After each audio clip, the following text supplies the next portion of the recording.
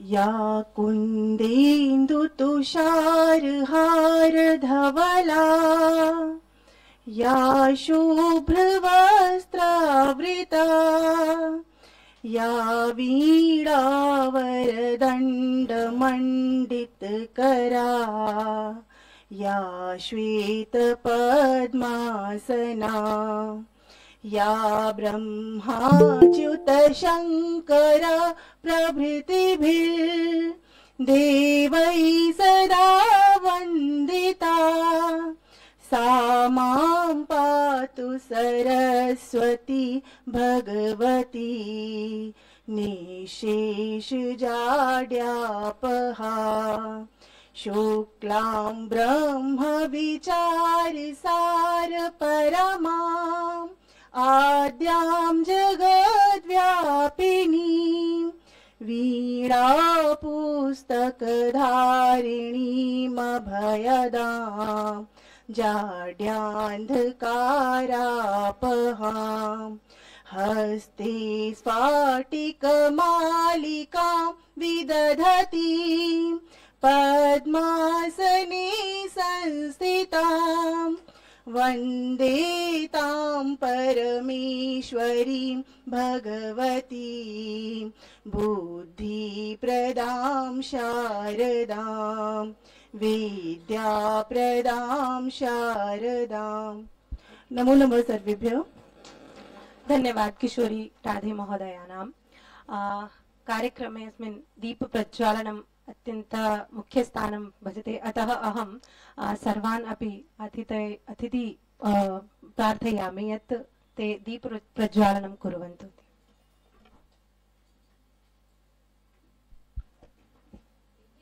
ॐ देवीं वाचमजनयन्त देवाः तां विश्वरूपाः पशवो वदन्ति सा नो मन्द्रेशमूर्जन्दुहाना धेनुर्वागस्मानुपसुष्टुतैतो यद्वाग्वदन्त्यविचेतनानि राष्ट्रे देवानां निशसादमन्द्रा चतस्र ऊर्जन्दुदुहे पयागुंसि क्वस्विदस्याः परमं जगाम।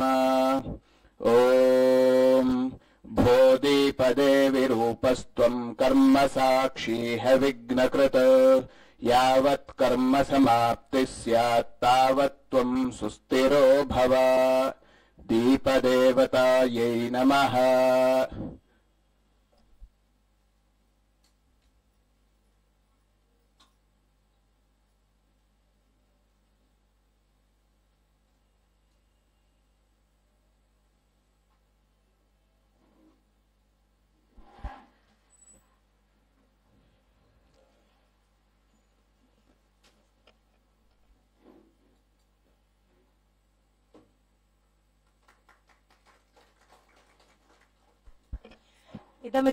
इदमिदानीमेव मिनिस्ट्री ऑफ एजुकेशन त्यत्र निर्देशिका वर्याः याः भाषा डिविजन यदस्ति तत्र एषा महोदया अस्ति।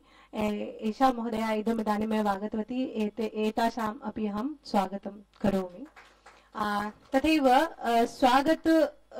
स्वागत परंपरा अस्माकं सर्वत्र अपि सर्वदा भवति एव। अतः औपचारिक स्वागत भाषणार्थम् अहम् इदानीं डॉक्टर सुनीता महोदयाः प्रार्थये यत् ताः सर्वासाम् अपि अतिथीनां सर्वेषाम् अपि निदेशकानां सर्वेषाम् अपि स्वागतं कुर्वन्तु। धन्यवाद अमृता। बहुत प्रसन्नता का विषय है कि मिनिस्ट्री द्वारा प्रस्तावित sexual harassment at workplace prevention week के अंतर्गत अवेयरनेस प्रोग्राम का आयोजन सेंट्रल संस्कृत यूनिवर्सिटी के मुख्यालय में किया जा रहा है, जिसमें मुख्यालय से संबंध सभी परिसर इसमें ऑनलाइन माध्यम से जुड़े हुए हैं। तो सभी का मैं स्वागत करती हूँ। इस कार्यक्रम की अध्यक्षता कर रहे हैं professor Madan Mohan Jha sir. Sir का मैं इस परिसर की ओर से और इस कार्यक्रम की ओर से सर का मैं स्वागत करती हूँ। बहुत बहुत स्वागत सर। इस कार्यक्रम में मुख्य अतिथि के रूप में हम सभी के बीच में विराजमान है मिस ऋचा तिवारी मैम। ये फाउंडर लीगल फेलो एडवोकेट हैं और कंसल्टेंट हैं सुप्रीम कोर्ट में। इनके विषय में मैं संक्षिप्त जानकारी थोड़ा सा देना चाहूंगी। Miss Richa is a specialist corporate lawyer with over 18 years of rich experience with a strong focus on transaction such as joint venture, acquisition, foreign direct investment aspects, corporate advisory and post-training. She is an alumnus of Delhi University, having studied BA Honours in History at LSR and LLB from Campus Law Center, Faculty of Law, Delhi University. After which she started practicing law, she has advised several multinational corporations on corporate, commercial, contractual and competitions law aspects. She has worked with leading institutions such as Fox, Mandal and Corporation and PwC. She also served as Director Legal at Hyatt. In 2017, she moved on from Hyatt to set up her own practice under the brand name Legal Fellow. Apart from advising client on a plethora of corporate and commercial issues, she regularly conducts training under the Prevention of Sexual Harassment Act for various organizations. She acts as external member for Gargi College, ICC, and for that various companies. So, ma'am, very warm welcome. आज के इस कार्यक्रम के guest of honour हैं miss Neeraj. ये हमारी internal complaint committee की external member भी रही हैं और ये एडवोकेट फाउंडर डायरेक्टर हैं मातृभूमि सेवा संस्थान की। She is working independently as an advocate in Delhi dealing in constitutional, civil, criminal, corporate, intellectual property, taxation, labor service matter from September 1994 onward till date. Ma'am, आपका भी मैं इस कार्यक्रम में इस परिसर की ओर से आपका स्वागत करती हूँ। आज के इस कार्यक्रम में स्पेशल गेस्ट के रूप में हमारे मध्य विराजित हैं मिसेज सुमन दीक्षित मैम। ये डायरेक्टर हैं लैंग्वेज डिवीजन में मिनिस्ट्री ऑफ एजुकेशन से। क्योंकि इस कार्यक्रम के अंतर्गत एक हमारा पैरामीटर था कि मिनिस्ट्री से भी एक रिप्रेजेंटेटिव रहे, तो मैम से बहुत शॉर्ट टाइम में उनको हमने मौखिक रूप से बस सूचना दी। तो मैम बहुत बहुत स्वागत है आपका इस कार्यक्रम में। इसके साथ ही इस परिसर के सभी कर्मचारी, टीचिंग और नॉन टीचिंग, उसके अलावा जितने भी सभी कर्मचारी हैं, उनका मैं एक तंत्र के रूप में सभी का स्वागत करती हूँ। बहुत बहुत स्वागत है आपका इस कार्यक्रम एवं परिसर की ओर से। साथ ही इस कार्यक्रम में सभी परिसर हमारे मुख्यालय से संबंधित 12 परिसर के सभी डायरेक्टर्स भी हम सभी के बीच ऑनलाइन माध्यम से जुड़े हुए हैं। उन सभी का मैं एक तंत्र से स्वागत करती हूँ। इसके साथ ही आईसीसी कमेटी जो कि सभी परिसर में गठित की गई है, उस समिति के सभी सदस्य जो ऑनलाइन माध्यम से जुड़े हैं, उन सभी का स्वागत करती हूँ। और इस कार्यक्रम की मंच संचालिका डॉक्टर अमृता, उनका भी मैं कार्यक्रम में स्वागत करते हुए अपनी वाणी को विराम देती हूँ। धन्यवाद। धन्यवाद महोदया। अहम एतासां महोदयानां डॉक्टर सुनीता वर्याणाम् अपि स्वागतं करोमि। अस्मिन्नेव क्रमे अस्माकं मध्ये याः उपस्थिताः अतिथयः सन्ति, तासाम् अतिथिसत्कारं कर्तुम् अहम् अस्माकम् अध्यक्ष महोदयान् प्रोफेसर मदन मोहन झा महोदयान् निवेदयामि यत् ते एतासाम् अतिथिसत्कारं कुर्वन्तु।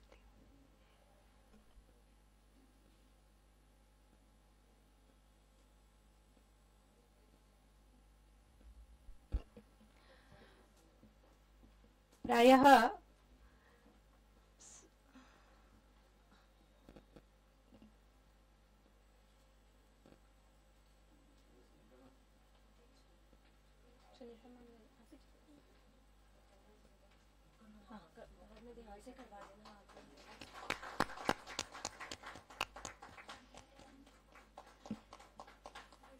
हाँ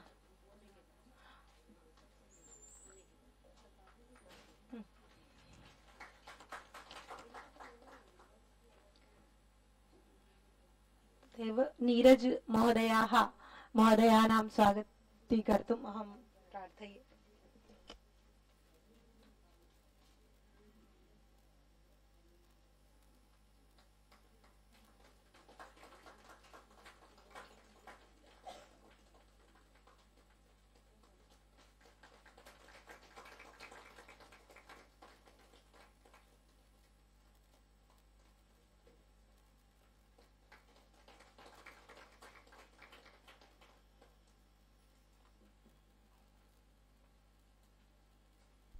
इदानीम् अस्माकं स्पेशल गेस्ट रूपेण आमन्त्रिताः सुमन दीक्षित महोदयाः, एतासां महोदयानां स्वागतीकर्तुम् अहं प्रार्थये।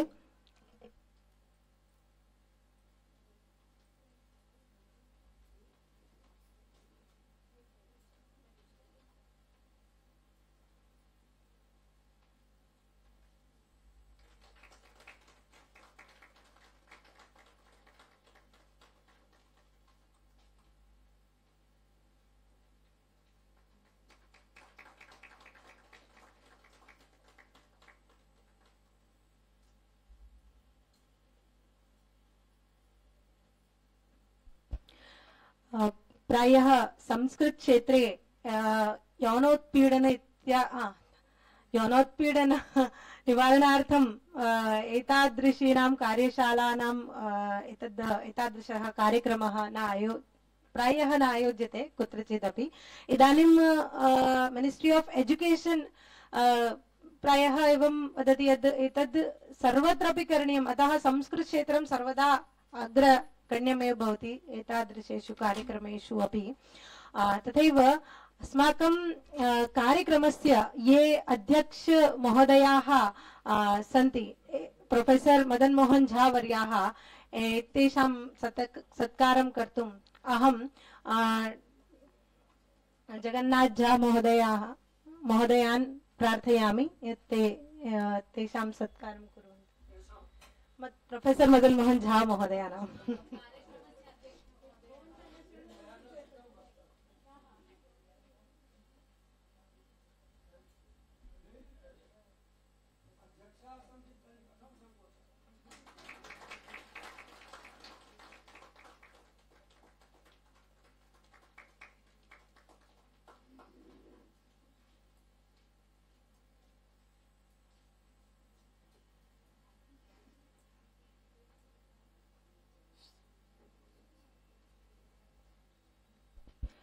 बालिका अहम बालिका, नवयुग जनिता अहम बालिका, ना अहम अबला दुर्बला आदिशक्ति अहम अंबिका। तर्हि संस्कृते तु एतादृशानां मंत्राणां श्लोकानां प्रायः समावेशः भवति, अतः अत्र न केवलं महिलाः जागरूकाः भवन्ति, इतोपि अस्माकं मध्ये ये पुरुषाः सन्ति ते अपि संस्कारयुक्ताः एव भवन्ति। अतः प्रायः एतादृश्यः त्रुटयः ते कदापि न कुर्वन्ति। प्रायः अत्र तादृश्यः घटना अपि अधिकाः न भवन्ति। अतः परन्तु यतोहि पॉश एक्ट एकम् अस्ति, तत्र तस्य विषये सर्वः अपि संस्कृत क्षेत्रे अपि याः महिलाः भवन्ति ताः अपि एतस्य विषये यदि जागरूकाः भवन्ति तर्हि इतोपि अग्रे, यदि न केवलं ते संस्कृत क्षेत्रे भवन्ति, अग्रे अपि ते गच्छन्ति, कदाचित् ताः कंपनीज मध्ये अपि कार्यं करिष्यन्ति, कदाचित् कुत्रचिदपि गमिष्यन्ति, तर्हि तासां कृते अपि एतस्य पॉश एक्ट इत्यस्य विषये सम्यक् रूपेण विषये अवगमनं भवेत्। एतस्य कृते अहम् अस्माकं मुख्य अतिथि रूपेण याः विराजमानाः वर्तते मिस ऋचा तिवारी महोदयाः, एताः निवेद्यन्ते यत् ताः सर्वाः अपि बोधयन्तु।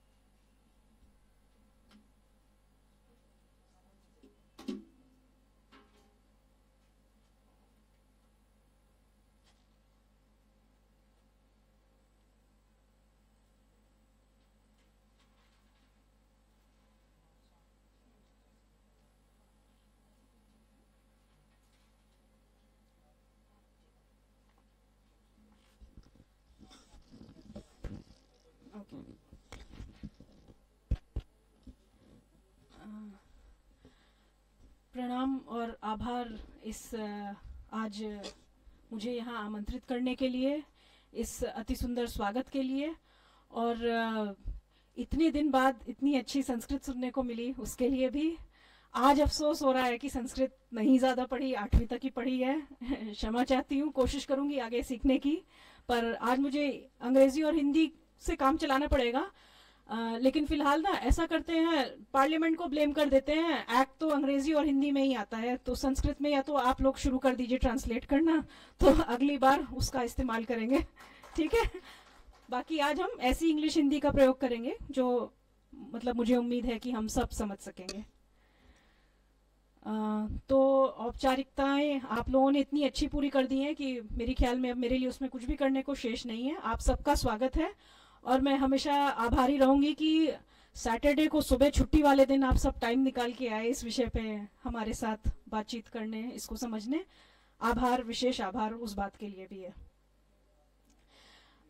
मुख्यतः हमें ये 3, आप मेरा फोटो छोटा कर दीजिए, हाँ स्क्रीन पे स्लाइड बड़ा कर दीजिए। मुख्यतः ये 3 टच पॉइंट्स, 3 एस्पेक्ट्स हैं जिसपे हमें थोड़ा थोड़ा गौर करना है आज। पहला तो ये sexual harassment of women at work place prevention prohibition and redressal act 2013 है। इसे हम लोग शॉर्ट में एक्ट या पॉश एक्ट कहेंगे, ठीक है। दूसरी ये यूजीसी गाइडलाइंस है जिनका बहुत लंबा नाम है, आप पढ़ लीजिएगा। इसको हम शॉर्ट में यूजीसी रेगुलेशंस बोलेंगे, 2015 में आई थी। और तीसरा इंडियन पीनल कोड 1860, हमारी दंड संहिता, वो उसके भी हम कुछ प्रावधानों को अवश्य देखेंगे। तो ये 3 चीजों का आज हमें ध्यान रखना है। एक्ट और यूजीसी रेगुलेशन से शुरू करते हैं। थोड़ा सा मैं आपको बैकग्राउंड दे दूं, शायद आप में से कुछ लोग इसको जानते भी होंगे, शायद नहीं भी जानते होंगे। बहरहाल 1997 में विशाखा ने सुप्रीम कोर्ट में एक केस फाइल किया था। विशाखा एक एनजीओ का नाम था, ये भवरी देवी केस नाम से मशहूर है। शायद आप लोगों ने, कुछ लोगों ने सुना हो इसकी कहानी। जो कम उम्र के यहाँ काफी लोग दिख रहे हैं उन्हें शायद ना पता हो। तकरीबन ये 1991 के आसपास की बात है। भवरी देवी विलेज लेवल चेंज एजेंट थी, तो उन्होंने 1.5 साल की बच्ची की चाइल्ड मैरिज को रोकने की कोशिश की थी, जिसको उस गांव के लोगों ने अच्छा नहीं समझा, उचित नहीं समझा। उनको धमकियां मिली, उन्होंने पुलिस में शिकायत की। पुलिस अक्सर, जैसा होता है कई बार, कुछ नहीं करती। पुलिस ने कुछ किया नहीं, बहुत बुरा हुआ। उनके संग गैंग रेप हुआ, बलात्कार। तो विशाखा नाम की एनजीओ ने सुप्रीम कोर्ट में एक केस डाला था, और इस केस में पहली बार सुप्रीम कोर्ट ने बोला कि सेक्सुअल हैरेसमेंट महिलाओं के मौलिक अधिकारों का उल्लंघन है। फंडामेंटल राइट्स जिन्हें कॉन्स्टिट्यूशन में बोलते हैं, उनका वायलेशन है। क्यों है? क्योंकि कॉन्स्टिट्यूशन कहता है हम सबको अपना काम, बिजनेस, धंधा, जो भी हमें काम करना है वो करने का अधिकार है। और अगर वो करने का अधिकार है तो वो एक सेफ एनवायरनमेंट में करने का भी अधिकार होना चाहिए। जाहिर है कोई ऐसी वर्क प्लेस पे नहीं जाना चाहता जहां वो सुरक्षित ना महसूस करे। इसके अलावा अंतर्राष्ट्रीय स्तर पे देखा जाए तो इंडिया ने UN convention on elimination of all forms of discrimination against women sign किया है। यानी कि हमारे देश में स्त्रियों के साथ, स्त्री होने के कारण किसी भी प्रकार का भेदभाव नहीं होना चाहिए। और फिर 2013 का वो निर्भया केस, जो मैं श्योर हूं कि सब जानते होंगे, इसलिए उसके बारे में मैं ज्यादा नहीं बोलूंगी। पर निर्भया केस से जो एक बड़ी बात निकल के सामने आई वो ये आई कि शायद कुछ लोगों को ऐसा लगता था कि अगर कोई महिला किसी तरह से तैयार होती है जो उन्हें लगता है कि साधारण से भिन्न है, या जैसा वो समझते हैं उसे होना चाहिए उससे भिन्न है, तो वो कई तरह से उपलब्ध है। कई लोगों को ये गलतफहमी हो रही थी और ऐसा लग रहा था कि इतना गैप होता जा रहा है कि अब सब जगह एक ट्रेनिंग की आवश्यकता है, ताकि हम सब जो साथ में काम करते हैं वो एक दूसरे को सम्मान देना, एक दूसरे के साथ रहना, ये सब चीजों को अच्छी तरह से समझ सकें। इसी बैकग्राउंड के तहत ये पॉश एक्ट निर्भया केस के बाद लाया गया था, क्योंकि सुप्रीम कोर्ट तमाम रूलिंग देता है, लोग सुनते हैं, बहुत लोगों को नहीं भी पता होता है। हम लोग वकील हैं, हमें फिर भी थोड़ा पता होगा। आप यहाँ माँ सरस्वती की संरक्षण में संस्कृत पढ़ रहे हैं, आपको हो सकता है उतना डिटेल में ना पता चले कोर्ट ने क्या कहा है। तो ये जरूरी लगा कि एक एक्ट बना के हर जगह एक मैकेनिज्म बनाई जाए कि अगर ऑफेंस कहीं और हो रहा है तो वहीं उसका निवारण भी हो सके। ठीक है, क्योंकि हर कोई पुलिस स्टेशन नहीं जाना चाहता, हर कोई कोर्ट कचहरी नहीं करना चाहता। तो इसलिए ये आवश्यक था कि वर्क प्लेस पे पहले तो अवेयरनेस हो, लोग इसके बारे में जाने और एक जरिया भी मिले, इस तरह की समस्याओं का समाधान मिल सके। तो क्या होता है सेक्सुअल हैरेसमेंट, उसका मतलब क्या है? ये मैंने स्टैट्यूट के ओरिजिनल वर्ड स्लाइड पे से लगा दिए हैं ताकि आप लोग उन्हें पढ़ सकें, समझ सकें, पर थोड़ा इन्हें डिस्कस कर लेते हैं। जो ज्यादा जरूरी शब्द लगे उनको मैंने थोड़ा हाईलाइट कर दिया है। अनवांटेड कंडक्ट, ये सबसे इंपॉर्टेंट है। अनवांटेड कंडक्ट मतलब जो वांछनीय नहीं है, जिसका स्वागत नहीं किया गया है, जिसकी अपेक्षा नहीं की गई थी, ये बहुत जरूरी है। और इसीलिए मैं सबसे पहले यही कहना चाहूंगी कि अगर आपके साथ ऐसा कुछ हो रहा है जिसके साथ आप कंफर्टेबल नहीं हैं, जो आपको अपने अधिकारों का हनन लगता है, किसी प्रकार का लैंगिक अत्याचार कोई करना चाहता है, तो आपको सबसे पहले जोर से कहना है कि ये स्वीकार्य नहीं है, ये अनवांटेड है। ठीक है, नो मीन्स नो। नो बहुत क्लियर होना चाहिए, जैसा कि मिस्टर बच्चन बता चुके हैं, वैसे सबसे अच्छा उन्होंने ही बताया है। नो मीन्स नो, ये अपने आप में पूरा वाक्य है जिसे किसी भी एक्सप्लेनेशन की, किसी भी सपोर्ट की कोई आवश्यकता नहीं है। ठीक है, तो सबसे पहले कोई भी इंस्टेंस हो आप जोर से नो बोलिए। उससे दो फायदे होते हैं। एक तो ये क्लियर हो जाता है कि ये अनवांटेड है। कई बार ऐसा हुआ है कि ऐसे कांड हुए हैं और लोगों ने आके बोला, इन्होंने ना नहीं बोला, मैंने सोचा इनकी हाँ है, तो ये नहीं होना चाहिए। दूसरा, अगर आप जोर से नो बोलेंगे तो चार लोगों का ध्यान आएगा, और मैं आप सबसे आह्वान करती हूँ कि यहाँ कोई इनोसेंट बायस्टैंडर नहीं बनेगा कि जी हम तो कुछ देखे नहीं जी, हम तो बस खड़े थे जी। अगर किसी का आप नो सुनते हैं, आप उनका साथ दीजिए। ठीक है, हम सबको मिलजुल करके यहाँ पे एक सेफ वर्क प्लेस बनानी है, ये हम सब की जिम्मेदारी है, चाहे हम पुरुष हों चाहे हम महिला हों। ठीक है, इसीलिए मैंने कहा कि आज पुरुषों का भी इस ट्रेनिंग में होना उतना ही जरूरी है जितना हम महिलाओं का।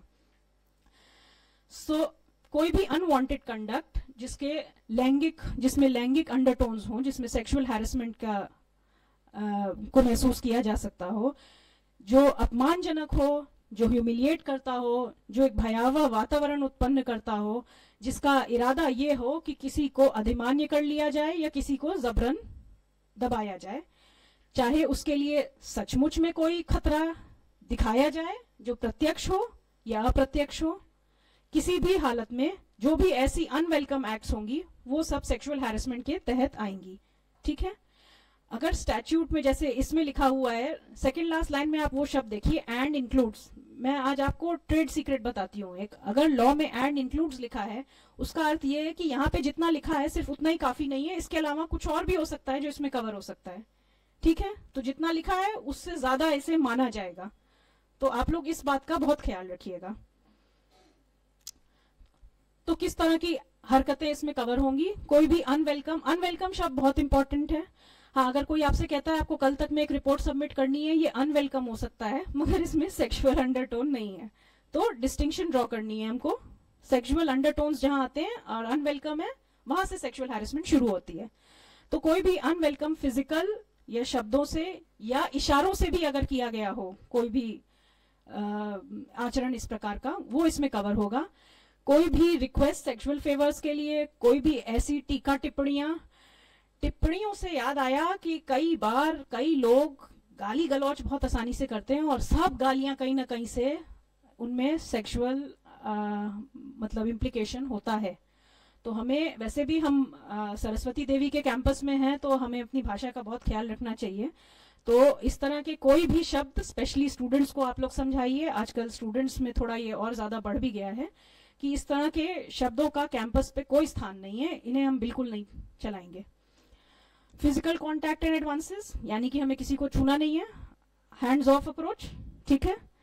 और शोइंग पोर्नोग्राफी यानी कि अश्लील साहित्य, अश्लील फोटो इत्यादि दिखाना या ऐसे मैसेजेस भेजना वगैरह, ये सब सेक्सुअल हैरेसमेंट में आता है। नाउ कुछ सिचुएशंस ऐसी होती हैं जिसमें सीधा सीधा अगर आपको नहीं दिखता है हैरेसमेंट तो भी हो सकता है। वो कौन सी होंगी? ये 5 तरह की सिचुएशन है, 5 सिचुएशन है जो 2 तरह की होती हैं। पहली 3 quid pro quo type of harassment कहलाती है। क्विड प्रो क्वो मतलब tit for tat, this for that, अगर आप हमारे लिए ये करते हैं तो हम आपके लिए वो करेंगे, इस टाइप का।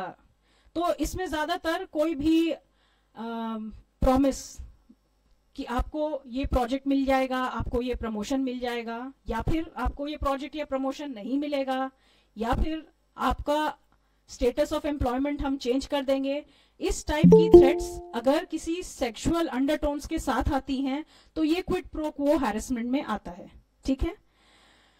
जो बाकी की लास्ट 2 बुलेट्स हैं, इनमें hostile work environment type of harassment है, जहां पे किसी की हरकतों की वजह से ऑफिस में एक ऐसा माहौल बन जाए जो कि भयावह हो, जो कि किसी की हेल्थ, डिग्निटी या उनके सुरक्षा को संकट में डालता हो। ठीक है। तो ये 5 तरह की सिचुएशंस है। ठीक है, हमने काफी देख लिया कि लॉ में क्या लिखा है, क्या क्या हैरेसमेंट है। तो सीधे शब्दों में क्या क्या हुआ, तो सेक्सुअली सजेस्टिव रिमार्क्स, किसी की कौन कैसा दिखता है, ये किसी कोई हॉट लग रहा है तो आपको उसे कहने की बिल्कुल जरूरत नहीं है कि वो हॉट लग रहा है, यहाँ कोई हॉट लगने आया ही नहीं है, वो सिर्फ अपनी संस्कृति से आपको इम्प्रेस करने आया है।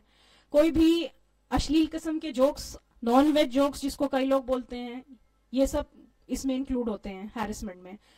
कोई व्यक्तिगत सवाल पूछना, स्पेशली लोगों की व्यक्तिगत जीवन या सेक्स लाइफ के बारे में। अगर किसी की शादी हुई है तो आपको ये पूछने की आवश्यकता नहीं है कि वो कब बच्चा पैदा करेंगे, उसके लिए उनकी नानी दादी घर में है, वो कर लेंगी, उनके पास थोड़े ही काम है, आप अपना काम कर लीजिए, उन्हें अपना कर लेने दीजिए। ठीक है। कोई सेक्सिस्ट पिक्चर्स, या जैसे मैंने कहा कि आपत्तिजनक मैसेजेस वगैरह, फोटो, ये सब। कोई भी threat, intimidation, blackmail, sexual favours जिसमें मांगी जा रही हो। लास्ट बहुत इंपॉर्टेंट है, अनवेलकम सोशल इन्विटेशंस, जिनको अक्सर फ्लर्टिंग कहा जाता है। अब फ्लर्टिंग का क्या है कि बॉलीवुड ने इसको नॉर्मलाइज कर दिया है।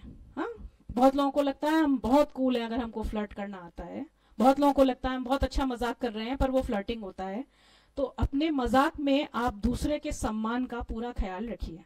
हम सब यहाँ आते हैं इस आशा से कि हमें हमारी कैपेबिलिटीज के लिए सम्मान मिलेगा और हम सम्मान देंगे, उस बात का हमेशा ख्याल रखिए। ठीक है। तो हमें ये करना है, जैसा कि मैंने कहा, सबको डिग्निटी और रिस्पेक्ट और सम्मान के साथ हमारा व्यवहार होना चाहिए। पर्सनल कमेंट्स नहीं होने चाहिए, ऑफेंसिव जोक्स नहीं होने चाहिए, व्यक्तिगत सवाल ना पूछें, किसी को हर्ट ना पहुंचाएं।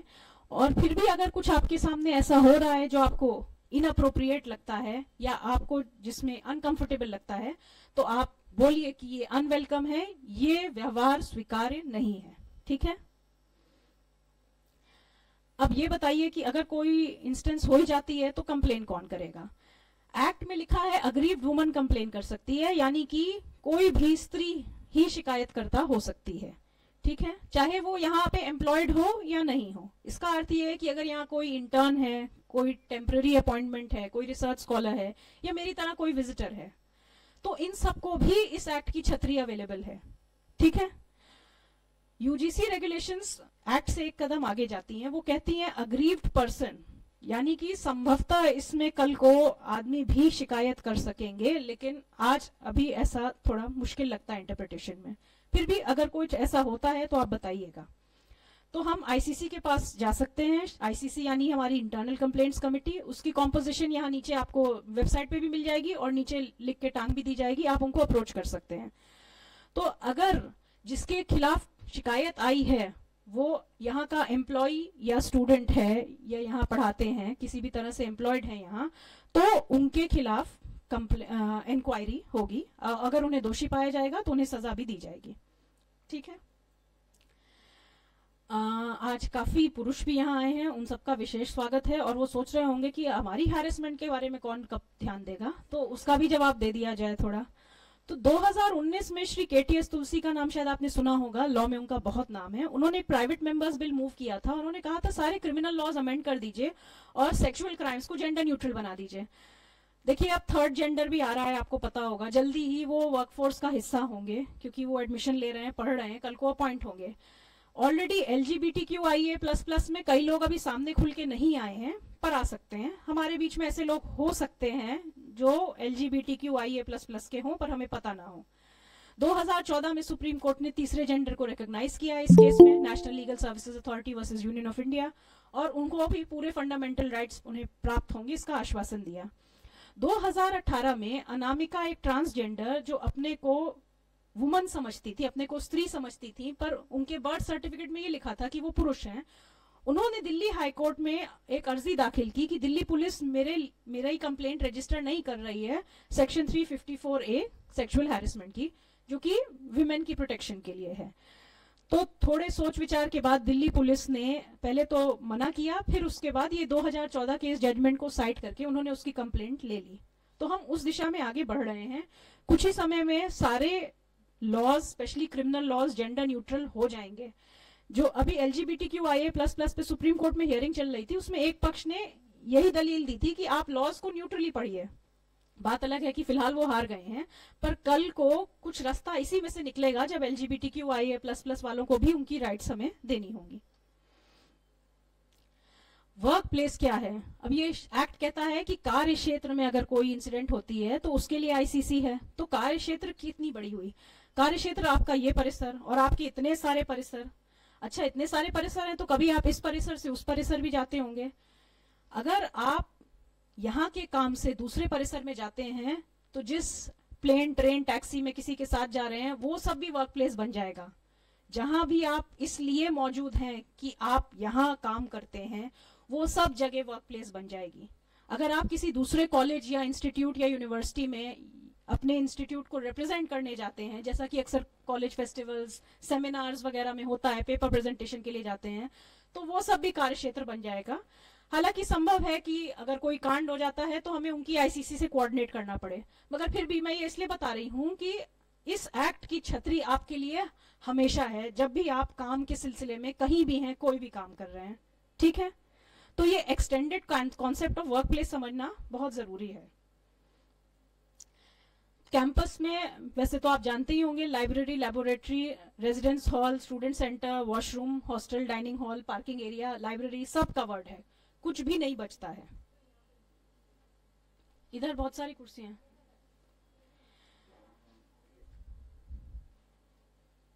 आइए, तो जैसा कि मैंने बताया, कैंपस एक्सटेंडेड कॉन्सेप्ट है। उसमें जहां भी स्टूडेंट या आप लोग फैकल्टी मेंबर्स या आपके कर्मचारी वगैरह किसी भी काम से जाते हैं, ट्रांसपोर्टेशन, फील्ड ट्रिप, इंटर्नशिप के लिए, किसी भी कारण से कहीं भी आप यहां से अपने संबंध के कारण जाते हैं, तो वो कैंपस में इंक्लूड हो जाएगा। तो इस स्लाइड में हमने थोड़े रंग के साथ इसको इजीली एक्सप्लेन करने की कोशिश की है कि कैंपस सिर्फ ये बिल्डिंग नहीं, इससे बहुत ज्यादा है। एम्प्लॉय कौन है? ऐसे ही एम्प्लॉय की डेफिनेशन भी वाइड ली गई है। जैसे अग्रीव वुमन कोई भी हो सकती है, वो यहाँ काम कर रही हो या ना कर रही हो तो भी, वैसे ही एम्प्लॉय में भी जो यहाँ काम करते हैं, जो किसी कॉन्ट्रैक्टर के थ्रू आए, जो टेम्पररी आए, वो सब भी एम्प्लॉय में कवर्ड हो जाएंगे। अगर एक दिन के लिए कोई यहाँ काम चल रहा है और लेबर बदल दी जाए, आपके हेड को मालूम हो ना मालूम हो, तो भी वो सब एम्प्लॉय माने जाएंगे। ठीक है, क्योंकि उन सब पे हम कार्यवाही कर सकते हैं। जिसमें हम कार्यवाही करने में सक्षम हैं, वो सब एम्प्लॉय में आ जाएंगे। चाहे वो ट्रेनी हो, अप्रेंटिस, इंटर्न, वॉलंटियर, पेमेंट मिलेगी उन्हें, नहीं मिलेगी, सबसे कोई मतलब नहीं है। जो यहाँ काम से आया है वो एम्प्लॉय माना जाएगा।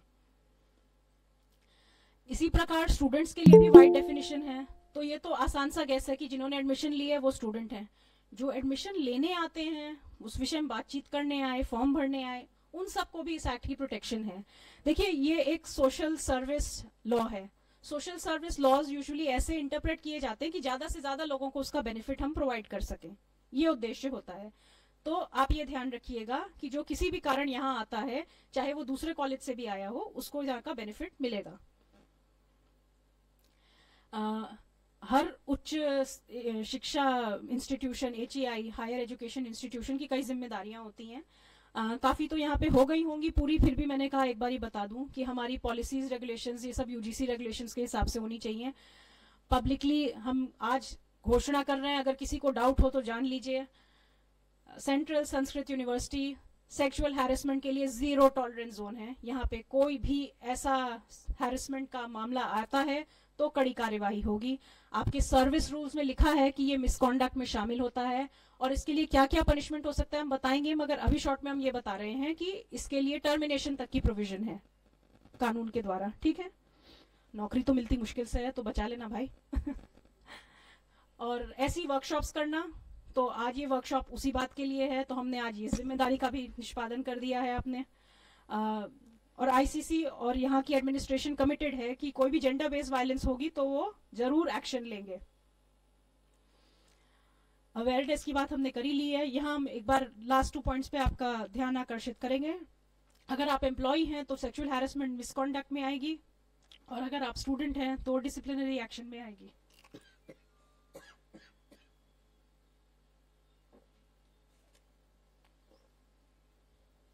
सॉरी,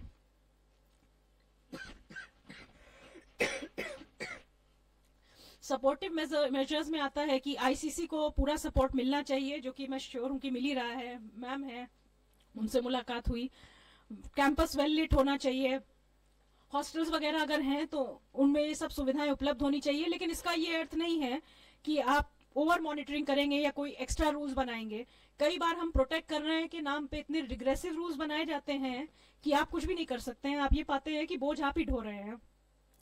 विमेन्स डेवलपमेंट सेल होना चाहिए, और हर किसी की अकाउंटेबिलिटी, जवाबदेही हर किसी की है। जो जितना सीनियर है उसकी समझ लीजिए उतनी ज्यादा जवाबदेही है। ठीक है, आईसीसी में कौन कौन होता है? तो सबसे पहले तो प्रिसाइडिंग ऑफिसर, जो एक senior level woman faculty member होते हैं। कॉलेजेस में ये एसोसिएट प्रोफेसर एंड अबव होते हैं। यहाँ आप सेंट्रल यूनिवर्सिटी है तो प्रोफेसर को बनाइए। 2 faculty member, 2 non teaching employees होने चाहिए जिनको थोड़ी समझ हो इन इश्यूज की। 3 स्टूडेंट्स, अगर कोई स्टूडेंट्स का मामला आता है तो वो आईसीसी पे बैठते हैं, अन्यथा नहीं। 1 एक्सटर्नल मेंबर जो आज हमारे बीच आई हुई हैं। आधे लोग आईसीसी में विमेन होने चाहिए। ठीक है, इस बात का ख्याल रखिएगा। और जो सीनियर एडमिनिस्ट्रेटिव पोजीशन में है, जैसे कि registrar, VC, pro VC, dean इत्यादि, इनको आईसीसी हेड नहीं बनाना है। इनको आईसीसी मेंबर मत बनाइएगा, क्योंकि इरादा ये है कि आईसीसी की ऑटोनॉमी बनी रहनी चाहिए। आईसीसी की क्या जिम्मेदारियां हैं? अगर कोई इंसिडेंट हो जाती है और उसे इस बारे में पता चलता है तो आईसीसी की ये जिम्मेदारी है कि वो हेल्प करेगी कंप्लेंट को रजिस्टर करने में। अगर जरूरत पड़ेगी तो वो, क्योंकि आईपीसी में ये अलग से क्राइम है, अगर जरूरत पड़ेगी तो पुलिस कंप्लेंट करने में भी हमें मदद करनी होगी। हमें प्रॉपर मैकेनिज्म इन प्लेस रखना होगा। वो हम मैकेनिज्म भी आगे देखेंगे कि किस प्रकार से कंप्लेंट को इंक्वायर किया जाएगा, किस प्रकार से उसको एड्रेस किया जाएगा। ये बहुत जरूरी है कि सुरक्षा तो हमें पूरी इंश्योर करनी है कंप्लेनेंट की, पर उसके अलावा हमें नाम कंप्लेनेंट और रिस्पोंडेंट दोनों के सुरक्षित रखने हैं। ठीक है, क्योंकि हम लोगों के करियर्स, उनकी रेपुटेशन और उनकी लाइफ से खेल नहीं कर सकते। जब तक कंप्लेंट डिसाइड ना हो जाए, हम पहले से किसी का नाम पब्लिक नहीं करेंगे, बाद में भी नहीं करेंगे। बाद में सिर्फ एक्शन क्या लिया गया ये पब्लिक कर सकते हैं। ठीक है,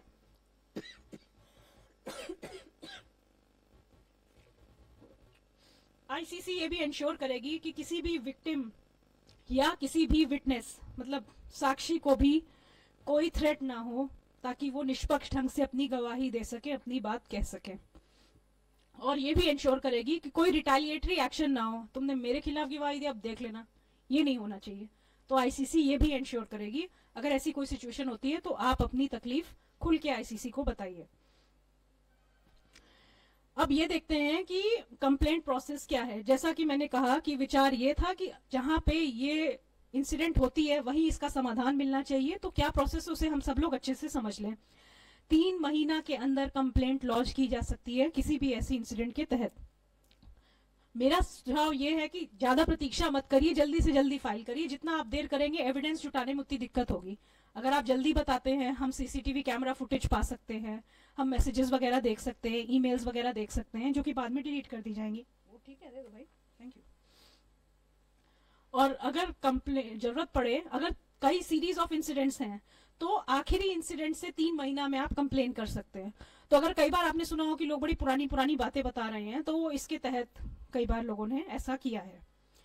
आवश्यकता पड़ने पे तकरीबन 3 महीने का एक्सटेंशन दिया जा सकता है, पर कारणों को नोट किया जाएगा कि किन कारणों से दी गई है। ये ज़्यादातर तब होता है जब कंप्लेनेंट की तबीयत खराब हो या उन्हें चोट लग गई हो वगैरह वगैरह। कुछ केसेस में फ्रेंड्स, रिलेटिव्स, कॉलीग्स, साइकोलॉजिस्ट या एसोसिएट भी कंप्लेंट फाइल कर सकते हैं। ये ज़्यादातर तब होता है जब कोई सीरियस इंसिडेंट हुई हो जिसमें फिजिकल या मेंटल इनकैपेसिटी हो गई हो या डेथ हो गई हो। मुझे यकीन है यहाँ ये नौबत नहीं आएगी, मगर फिर भी मैं पूरा कानून आपको बता दूं ताकि कोई कमी न रह जाए। और वैसे जो कमी रह जाएगी तो हमारी सीनियर मैडम है वो नेक्स्ट सब पूरी कर देंगी। अगर कंप्लेंट लिखित नहीं हो पा रही है तो प्रिसाइडिंग ऑफिसर और मेंबर्स मदद करेंगे कि कंप्लेंट लिखित में ही की जाएगी। ओरल कंप्लेंट का कोई प्रावधान नहीं है। अगर ओरल कंप्लेंट आती है तो उसे लिखवाइए।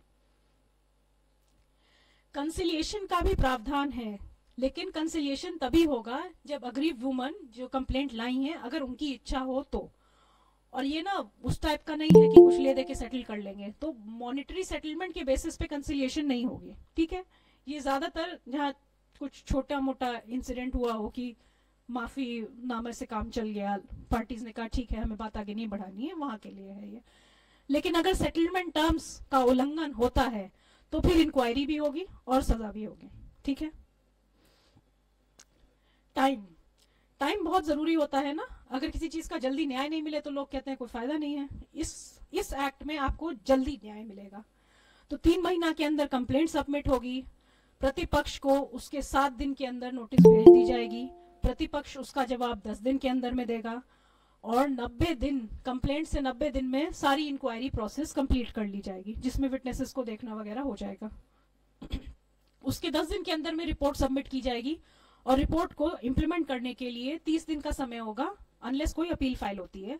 अपील प्रिंसिपल के पास फाइल हो सकती है और वो 30 डेज ऑफ रिपोर्ट के अंडर में होगी। इन दिस केस यहाँ पे हेड ऑफ इंस्टीट्यूशन के पास फाइल होगी। अगर उन्होंने डिसाइड किया कि हमें आईसीसी की रिकमेंडेशंस के संग नहीं आना है तो वो इस बात को रिटन रीजन में रिकॉर्ड करेंगे और दोनों पार्टीज को बताएंगे। इसीलिए ये एक और कारण है कि क्यों सीनियर मोस्ट को आईसीसी पे नहीं होना है, ठीक है, क्योंकि अल्टीमेटली रिपोर्ट उनके पास फाइल होनी है तो वो पहले से इंक्वायरी में नहीं बैठ सकते। और दूसरा, अगर वो डिसाइड करते हैं कि एक्शन लेना है तो वो पहले एक शो कॉज नोटिस देंगे उस पार्टी के अगेंस्ट जिसके अगेंस्ट एक्शन होना है और 10 दिन के अंदर में जवाब उसका देना होगा, नहीं तो एक्शन हो जाएगा। उनका रिप्लाई सुनने के बाद ही एक्शन होगा, ठीक है। पनिशमेंट और कॉम्पेंसेशन ये बहुत जरूरी है।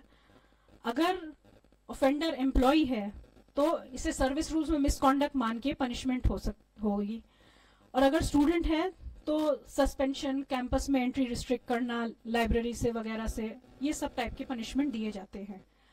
जो अग्रीव पर्सन है उसे कुछ सिचुएशंस में मुआवजा पाने का भी अधिकार है अगर आईसीसी अवार्ड करती है तो। ये ज्यादातर जहाँ पे इस इंसिडेंट की वजह से मेडिकल खर्चा वगैरह हुए हों उन सिचुएशंस में दिया जाता है और ये रिस्पोंडेंट की सैलरी से काट के दिया जा सकता है, ठीक है। तो इस बात का आप सब लोग विशेष तौर से संज्ञान ले लें कि ये सैलरी से काट के भी आपको भुगतान करना पड़ सकता है। पेनल्टीज आईपीसी में अलग से होंगी क्योंकि ये तो इस एक्ट में है, जो कोर्ट में होगा सो होगा ही। क्रिमिनल लॉज में जो पनिशमेंट होगी, इम्प्रिजनमेंट वगैरह, वो सब एडिशनली होगी, ठीक है, ये भी जान लीजिए। जितना इम्पोर्टेंट मेरा अब तक का प्रेजेंटेशन था उतना ही इम्पोर्टेंट ये एक स्लाइड अकेले है, इस पे सब लोग विशेष गौर करिए। Malicious complaint. तो मुझे पुरुषों के चेहरे पे एक ये सवाल दिख रहा था तैरता हुआ कि अगर किसी ने हमें तंग करने के लिए या बदले की भावना से या हमारे को सजा देने के इरादे से गलत ढंग से झूठी कंप्लेंट करी तो क्या होगा। झूठी कंप्लेंट की सजा भी वही होगी जो अगर कंप्लेंट सही होती तो दूसरे पक्ष को मिलती, ठीक है, ये बिल्कुल फेयर है, ठीक है। झूठी कंप्लेंट किसी हाल में नहीं होनी चाहिए। अगर किसी ने जानबूझ के झूठा एलिगेशन बदले के इरादे से या किसी भी तरह से दूसरे को नीचा दिखाने के इरादे से, ये जानते हुए कि ये झूठा है या कोई गलत या फॉर्ज डॉक्यूमेंट्स फाइल किए, तो वो सब झूठी शिकायत में आएगा, मैलिशियस कंप्लेंट में आएगा, ठीक है। लेकिन इस बात का भी ध्यान रखिएगा कि अगर आपने कोई शिकायत की और आप उसे प्रूव नहीं कर सके क्योंकि एविडेंस नहीं था, इसका ये मतलब नहीं है कि वो झूठी थी। झूठी वो हुई जहां आपको पता है ये झूठी है, आपने फिर भी की, और ये हम कागजों से और इंटरव्यूज से और कई चीजों से ये समझ निकालेंगे इंक्वायरी प्रोसेस से कि क्या ये मैलिशियस कंप्लेंट थी, और अगर मैलिशियस कंप्लेंट होगी तो उसी इंक्वायरी प्रोसेस से डिटरमिन किया जाएगा। वही आईसीसी इंक्वायरी करके इस निष्कर्ष पे अगर पहुंचती है तो वो जो सजा, यदि पुरुष रिस्पोंडेंट गिल्टी पाया गया होता जो उसे मिलती, वही सजा आपको मिलेगी। ठीक है। मेरे पास कितनी बार ऐसे फोन आए हैं जिसमें लेडीज ने फोन करके बोला, अरे वो मुझे बहुत तंग कर रहे हैं, उनको मुझसे जलन है क्योंकि मेरे पेपर छप रहे हैं, उनके नहीं छप रहे हैं, या मुझे कुछ मिल रहा है उनको नहीं मिल रहा, जो भी, तो मैं सोच रही हूँ मैं आईसीसी में केस कर देती हूँ। तो ये गलती कभी मत करिएगा। ठीक है। मैंने शुरू में कहा था कि हम थोड़ा सा इंडियन पीनल कोड के प्रावधानों को भी देखेंगे, तो हम अब वहां पहुंच गए हैं, विच मीन्स हमारा खत्म होने वाला है। तो इंडियन पीनल कोड में 354A सेकंड नंबर पे जो एंट्री है वो देखिए। इसमें जो लैंग्वेज है वो तकरीबन वही भाषा है जो हमने शुरू में सेक्सुअल हैरेसमेंट की मीनिंग में इस्तेमाल की थी। ये भी निर्भया कांड के बाद डाला गया है। और अगर आप गौर करें तो 354, 354A इन सब में सजा आपको जेल और जुर्माना दोनों है। ठीक है। कुछ और भी सेक्शंस हैं 354C वॉयरिज्म पे, 354D स्टॉकिंग पे। अच्छा सच सच बताइए किसको किसको पता था कि स्टॉकिंग क्रिमिनल ऑफेंस है? 1 2 3 4 3-4 लोगों को। मेरा अनुभव भी यही कहता है, ज्यादातर लोगों को नहीं पता। बॉलीवुड ने इसको बहुत नॉर्मलाइज कर दिया है, मगर प्लीज जान लीजिए, अपने घर में भी बच्चों को सिखाइए, सबको बताइए स्टॉकिंग क्रिमिनल ऑफेंस है, जेल हो सकती है इसके लिए। ठीक है। सेक्शन 509 तो खैर पहले भी था, कोई भी शब्द, कोई भी एक्ट जिससे किसी वुमन की मॉडेस्टी को इंसल्ट किया जाए, तो ये सब वो प्रावधान है आईपीसी में जिनकी सजा, सब में सजा इम्प्रिजनमेंट है। ठीक है। तो हमें सेक्सुअल हैरेसमेंट को बहुत सीरियसली लेना है। तो आज हमने खास तौर से क्या सीखा कि सबसे पहले तो अगर आप कोई सेक्सुअल हैरेसमेंट का एक्ट है तो आप फेस कर रहे हैं, तो आप सबसे पहले ये बिल्कुल क्लियर कर दीजिए कि ये अनवेलकम है, अनएक्सेप्टेबल है। ठीक है। No means no, that has to be made very clear up front, ताकि कोई बात में ये ना कहे कि इन्होंने नो नहीं बोला। लेकिन मैं पुरुषों से भी ये कहूंगी कि जब तक कोई एक्सप्रेसली यस ना बोले, आप भी ये मत सोचिए कि आपके पास कंसेंट है। कंसेंट वैसे भी प्रूव करना कि आपके पास थी बहुत मुश्किल होगा। ज्यादातर मैं लोगों के व्यक्तिगत मामलों में दखल अंदाजी नहीं करती हूँ, पर आज मैं चीफ गेस्ट हूँ, थोड़ी लिबर्टी ले रही हूँ। मेरा व्यक्तिगत सुझाव आप सबको ये है कि आप वर्क प्लेस पे कोई इस टाइप के संबंध बनाइए ही मत, क्योंकि संबंध बनते हैं तो कभी बिगड़ते भी हैं, और जब बिगड़ते हैं तो इतना बिगड़ते हैं कि पता नहीं अखबार में आएगा कि कहाँ तक फैलेगा नहीं पता, बात निकलती है तो दूर तक जाती है। ठीक है। मैं ये बात स्वीकार करती हूँ कि जो केसेस आते हैं उसमें से ज्यादातर केसेस ऐसे होते हैं जिसमें पहले अच्छे संबंध थे, फिर संबंध बिगड़ गए, तो उसके बाद आरोप प्रत्यारोप लगने लग गए। ठीक है। तो जैसा कि मैंने कहा, कंसेंट साबित करना मुश्किल होता है। कंसेंट आज है तो कल नहीं है, ये भी संभव है, और पहले कंसेंट थी और अब नहीं है तो आपको उस पहले की कंसेंट का बेनिफिट नहीं मिल सकता। ठीक है। तो एक आसान मैं आपको यार्डस्टिक देती हूँ। अगर आपको कॉफी पीनी है तो आप किसी के लिए बिना उससे पूछे कॉफी फेंट फेंट के बनाएंगे? नहीं बनाएंगे। जब तक कोई नहीं कहेगा नहीं प्लीज मेरे लिए भी बना दो, तब तक आप नहीं बनाएंगे। ये टेस्ट आप याद रखिए। आप कभी भी किसी भी हाल में अज्यूम मत करिए कि आपके पास कंसेंट है। Let it be very very clear. ठीक है। तो यहाँ पे हम सब रिस्पॉन्सिबल है एक सेफ वर्क एनवायरनमेंट के लिए। इस बात का हमें ख्याल रखना है अपनी इंटरेक्शंस में। तो पहले हम अपना बिहेवियर संभालेंगे, और दूसरा, अगर कहीं हम नो सुनते हैं तो हमें अटेंटिव होना है और हमें मदद करनी है। अगर कोई भी इंस्टेंस है आप उसका पुरजोर विरोध करिए। जो सीनियर है उनकी अधिक जिम्मेदारी है, आवश्यकता है तो अपने जूनियर्स को, अपने स्टूडेंट्स को समझाइए, उन्हें काउंसिल करिए। अगर आपको लगता है कोई ऑफिस पार्टी है जिसमें किसी ने पी ली है और वो बेकाबू हो रहे हैं, उन्हें घर भेजिए फौरन। ऑफिस पार्टी भी कैंपस का, वर्क प्लेस का हिस्सा है। ठीक है। जब भी आप कार्यक्रम में साथ हैं, इसलिए क्योंकि आप यहाँ से जुड़े हुए हैं, तो भले ही आपको लगे कि आज तो ये फन मीटिंग है, आज तो ये पिकनिक है, आज तो ये आउटिंग है, वो सब इसमें कवर्ड है। ठीक है। कोई भी इनअप्रोप्रिएट सिचुएशन को आप मत चलने दीजिए, उसे रिपोर्ट करिए। ठीक है। पनिशमेंट्स कई तरह की मिल सकती हैं। मैंने बोला टर्मिनेशन तक भी हो सकती है। माइनर ऑफेंसेस के लिए छोटी चीजें भी हो सकती हैं, फाइन, प्रमोशन रुक सकती है, इंक्रीमेंट रुक सकती है, रिकॉर्ड्स में ये बात डाली जा सकती है आपके कैरेक्टर रोल वगैरह में। इन कुछ केसेस में कम्युनिटी एक्शन भी हो सकता है, तो हम पास के गुरुद्वारे में आपको सेवा करने भी भेज सकते हैं, वहां जाके जूता रखने को बोल सकते हैं, ट्रैफिक माइंड करने को कह सकते हैं, पेड़ लगाने को कह सकते हैं। तो आईसीसी के पास कई तरह की पनिशमेंट्स देने का प्रावधान है, और आईसीसी के पास सिविल कोर्ट की पावर है। क्या मतलब है इसका सिविल कोर्ट की पावर है? मतलब ये है कि अगर आईसीसी चाहती है कि उसके सामने कोई विटनेस प्रेजेंट हो तो वो होगा, उसको ये पावर है कि वो विटनेस की अटेंडेंस भी करवाएगी, उन्हें समन करके उनसे सवाल जवाब भी करेगी और रिपोर्ट भी देगी, फैसला भी सुनाएगी। ठीक है, एक छोटी सी केस स्टडी कर लेते हैं, इसमें मुझे ये भी पता चल जाएगा कि कौन कौन जग रहा है कौन कौन नहीं। ठीक है तो एच एक पुरुष और डब्ल्यू एक वुमेन, ये दोनों कॉलीग्स हैं, ये लोगों में अच्छी प्रोफेशनल रिलेशनशिप है। और फिर एच डब्ल्यू से पूछते हैं कि क्या मैं आपके साथ थोड़ा और वक्त बिता सकता हूँ, मैं रोमांटिक रिलेशनशिप में इंटरेस्टेड हूँ, क्या हम कॉफी पे जा सकते हैं? तो फर्स्ट सिचुएशन है कि डब्ल्यू बोलती है जी हाँ मुझे भी आप काफी पसंद है और मैं तैयार हूँ। क्या ये हैरेसमेंट है या नहीं? Very good. सेकेंड सिनारियो में डब्ल्यू बोलती है नहीं, हम तो यहाँ काम करने आते हैं, you stay professional, I will also stay professional. H माफी मांग लेते हैं और कहते हैं आइंदा प्रोफेशनल ही रहूंगा। क्या ये हैरेसमेंट है या नहीं? Very good. सी एक हफ्ता बाद एच सोचते हैं कि भाई अभी भी हम में अच्छी इंटरेक्शन है, हम फिर पूछ के देख लेते हैं। तो वो पूछते हैं कि आज लंच पे चले, वो मना कर देती हैं। वो एक हफ्ता बाद फिर पूछते हैं कि आज हम लंच या कॉफी पे चल सकते हैं। क्या ये हैरेसमेंट है या नहीं? करेक्ट, बार बार पूछना हैरेसमेंट है। ठीक है, कोई अपने को शाहरुख खान ना समझे कि मैं तब तक पूछूंगा जब तक हाँ ना आ जाए, ऐसा नहीं होता। पिक्चरों में जो होता है उसके लिए लोगों ने बहुत सारा पैसा लेके साइन अप किया है, जो उसमें होता है वो रियल लाइफ में नहीं होता, वो रियल लाइफ में पार्टनर्स नहीं है। और वहाँ डायरेक्टर है, पहले से पता है कि कहानी में क्या होगा, यहाँ आपको नहीं पता है कहानी में क्या होगा, हो सकता है जेल होगी। ठीक है, तो हीरो बनने की कोशिश कोई मत करे।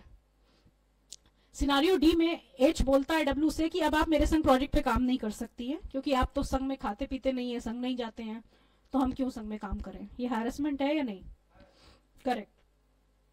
और सिनारियो ई में एच सारे डिपार्टमेंट को बोलता है कि ये डब्ल्यू का तो चरित्र ज्यादा ठीक नहीं है, इनका तो बहुत लोगों से अवैध टाइप का संबंध है, देख लेना भाई तुम्हें क्या करना है।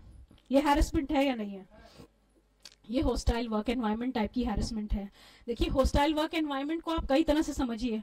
बहुत लोग सोचते हैं ऑफिस गॉसिप, हाँ I love office gossip, water cooler के पास थोड़ा बहुत किसी की खबर, उनके यहाँ क्या हो रहा है, उनके यहाँ क्या हो रहा है पता तो चल जाए। कितनी खबर सही है नहीं पता। ध्यान रखिएगा, खबरें इधर से उधर करने के चक्कर में आप किसी की मदद कर रहे होंगे उसका होस्टाइल वर्क एनवायरनमेंट परपेचुएट करने में। तो हम तो जब कमेटी में मैम बैठेंगी तो वो पकड़ लेंगी और फिर वो जो करेंगे सो करेंगे ही। ठीक है, तो ऑफिस में जिम्मेदारी से जो भी बातें आप करें बहुत जिम्मेदारी से करें। जो आपने नहीं देखा, आपने नहीं सुना, आपको नहीं पता, दूसरे के कहे से किसी के चरित्र के बारे में टीका टिप्पणी ना करें। और ये बहुत आसान होता है लोगों के लिए कि अरे ये तो जीन्स में आती है, इसका तो चरित्र ऐसे ही होगा, अरे वो तो शाम को वहां देखी गई, अरे भाई के संग देखी गई कि किसी काम से निकली थी, ये नहीं पता, लेकिन कमेंट करेंगे सब।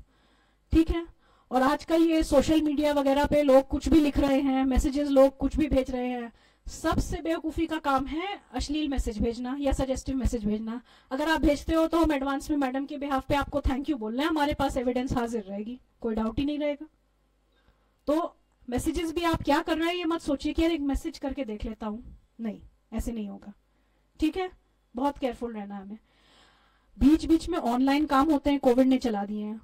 ऑनलाइन मीटिंग्स करते समय आपको बहुत केयरफुल होना होगा। पीछे बैकग्राउंड क्या है, पीछे लोग ठीक से तैयार हैं या नहीं है, क्या आप बैकग्राउंड दे रहे हैं, क्या आप बोल रहे हैं, क्या आप खुद पहने हैं, ये सब भी बहुत जरूरी है, इस पे ध्यान दीजिए।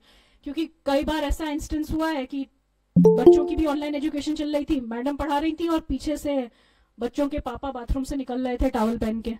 तो जब आप ऑनलाइन काम कर रहे हैं तो आपको बहुत ख्याल रखना होगा कि घर से भी आप एक प्रोफेशनल एयर मेंटेन करें, डिग्निटी मेंटेन करें, बहुत कैजुअल मत हो जाइए। ठीक है, जब भी हम काम कर रहे हैं साथ में हमें एक प्रोफेशनलिज्म और डिग्निटी मेंटेन करनी है। इतने सैड मत दिखिए आप लोग, इसका ये अर्थ नहीं है कि हम आपस में हंसी मजाक नहीं कर सकते, बस हमें इंटेलिजेंट हंसी मजाक करने हैं। ठीक है, जो कि अगर हम सरस्वती जी की मूर्ति रख के बैठे हैं तो हमें करने ही चाहिए, है ना। यहाँ हम फुहरता के लिए तो इकट्ठा है नहीं, तो उस बात का आप लोग ख्याल रखिए कि आप देश के उच्चतम इंस्टीट्यूशंस में से एक में हैं और आप इसके ब्रांड एम्बेसडर हैं। संस्कृत यूनिवर्सिटी का ऐड कोई नहीं करता ना, क्यों नहीं करता? बच्चन साहब को बुलाइए, नहीं बुलाते ना आप, क्यों? क्योंकि हम आप लोग हैं इसके ब्रांड एम्बेसडर। आप कुछ करेंगे, पेपर में क्या छपेगा, संस्कृत यूनिवर्सिटी से किसी ने यह सम्मान प्राप्त किया। आप कुछ गलत करेंगे तो पेपर में यह छपेगा कि सेंट्रल संस्कृत यूनिवर्सिटी में ये कांड हुआ। ठीक है, तो अपनी इंपॉर्टेंस को समझिए, अपनी इंस्टीट्यूशन की आप वैल्यू बढ़ाइए, प्रेस्टीज बढ़ाइए, उससे हम सबका फायदा है। ठीक है, thank you. Thank you so much to Richa Tiwari ji, जिन्होंने हमें कार्यस्थल क्या होता है और किस प्रकार से आप एक शिकायतकर्ता बन सकते हैं, कौन शिकायतकर्ता हो सकता है, कौन किस प्रकार से जो है कैसे न सिर्फ महिलाओं के लिए, यहाँ तक कि पुरुषों के लिए भी जो है वो उन्होंने बहुत ही सही प्रकार से हमारा मार्गदर्शन किया है। और अभी जस्ट पवन मेहता जी, जो deputy secretary ministry of corporate affairs government of India से यहाँ आए हुए हैं, मैं उनका भी स्वागत करती हूँ। और मुझे ये बताते हुए बहुत ही खुशी हो रही है कि आज के इस जागरूकता कार्यक्रम में इक्वल में तीन मतलब महिलाएं और पुरुष सभी की सहभागिता इसमें जो है एकदम इक्वल मुझे दिख रही है। और इसी क्रम में मैं नीरज जी, जो कि एडवोकेट हैं और फाउंडर डायरेक्टर हैं मातृभूमि सेवा संस्थान की, मैं उनसे निवेदन करूंगी कि वो कृपया हमें मार्ग निर्देशित करें। हरिओम। आज का विषय आंतरिक शिकायत समिति को लेकर है और एक पखवाड़ा भी चल रहा है, जैसा आप सभी को ज्ञात है। 9 से 15 तक ये चलाया जाना है। इसको हम एक जागरूकता अभियान भी कह सकते हैं। आंतरिक शिकायत समिति की आवश्यकता क्यों पड़ी, इसके लिए हमें थोड़ा सा पीछे जाना पड़ेगा। 1990 में राजस्थान में एक केस हुआ भवरी देवी का। भवरी देवी क्या थी? महिलाओं के उत्थान के लिए, बच्चों के उत्थान के लिए कार्य करती थी। मेन उनका जो कार्य था वो था कि बच्चों का बाल विवाह जो है उसको किसी भी तरीके से रोका जाए। उनके उस कार्य करने के तरीके को देखते हुए, जो राजस्थान का माहौल है, काफी लोग वहां से जानते भी होंगे वहां के बारे में, तो वहां पे बाल विवाह का बहुत चलन है। तो उन्हें पहले रोकने की कोशिश की गई, लेकिन वो जब नहीं रुकी तो उनके साथ जो एक दबंग समुदाय था उन्होंने बलात्कार किया। वो केस हाई कोर्ट में आया, केस चला। हाई कोर्ट से क्या हुआ कि सारे बलात्कारियों को रिहा कर दिया गया। घटना बहुत हाईलाइट हुई थी उस समय। तो कुछ गैर सरकारी संस्थाएं जो थी, उन्होंने उसके विरुद्ध आने का, सुप्रीम कोर्ट आने का विचार किया। तो उस संस्था का उन्होंने नाम, एक विशाखा संस्था का नाम दिया। तो विशाखा संस्था के द्वारा सुप्रीम कोर्ट में ये केस आया। वहां पर सुप्रीम कोर्ट ने उस केस को देखा तो वहां पता चला कि महिलाओं को, यदि कोई महिला कुछ इस तरह के कार्य करती है जिससे पुरुष वर्ग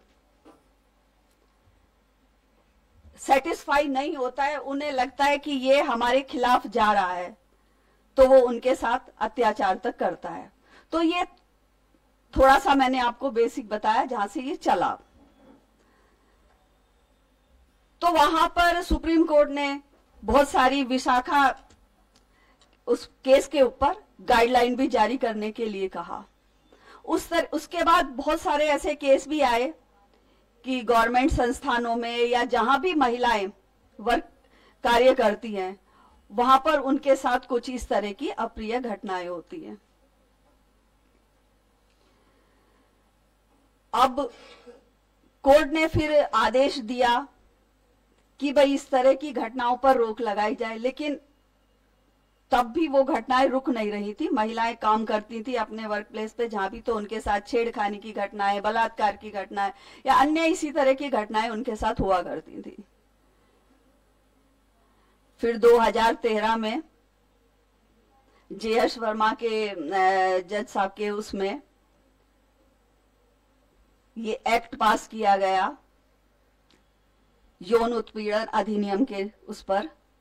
इसमें पूरी गाइडलाइन वगैरह या किस तरीके से उनको दंड दिया जा सकता है या किस तरीके से कार्य किया जा सकता है उस पर काम किया। 2013 में ये एक्ट पास हुआ, लेकिन फिर भी इसको अगर देखा जाए तो सीरियसली नहीं लिया गया। 10 साल पूरे हुए सर, आज पूरे 10 साल पूरे होने पर भी हम ये कह सकते हैं कि जो वर्क प्लेस पर महिलाओं के साथ छेड़खानी की घटनाएं अन्य अलग अलग रूपों में महिलाओं के साथ होती रही। महिलाओं के सामने क्या समस्याएं आती हैं, जहां वो काम करती है तो कई बार क्या होता है कि महिलाएं उस चीज को कोर्ट में ले जाना नहीं चाहती, पुलिस कंप्लेंट नहीं करना चाहती। उसे लगता है कि अगर मैं पुलिस कंप्लेंट करूंगी तो मेरा एक समझ लीजिए कैरेक्टर खराब समझा जाएगा, आगे मुझे नौकरी नहीं मिलेगी या मुझ पर ही उंगलियां उठाई जाएंगी। तो महिलाएं कहीं ना कहीं क्या था कि समझौता कह सकते हैं इसको, कि वो उस रूप में भी चल रही थी कि चलो कुछ कह दिया। क्योंकि आप देखिए कि हमारे समाज में छेड़खानी करना, पीछे चलना, इस तरह की घटनाओं को बहुत सामान्य रूप दिया जाता है कि हाँ ये तो सब चलता रहता है, पुरुषों का या काम है कि चलो गए थोड़ा बहुत छेड़खानी कर दिया। तो महिलाएं भी कहीं ना कहीं उस चीज की आदी हो गई कि चलिए ठीक है, लेकिन अंदर ही अंदर कहीं ना कहीं सबको लगता है कि भाई हमारे साथ क्या हो रहा है, हम अच्छे से काम नहीं कर पा रहे। तो उस स्थिति को देखते हुए इस तरह की गाइडलाइन फिर दी गई और सुप्रीम कोर्ट ने बहुत ही जोरदार तरीके से कहा कि जो भी संस्थाएं, जो भी संगठन, जो भी इंस्टीट्यूट जिनके पास 10 लोग से ज्यादा लोग हैं वो इस तरह की कमेटी गठित करेंगे,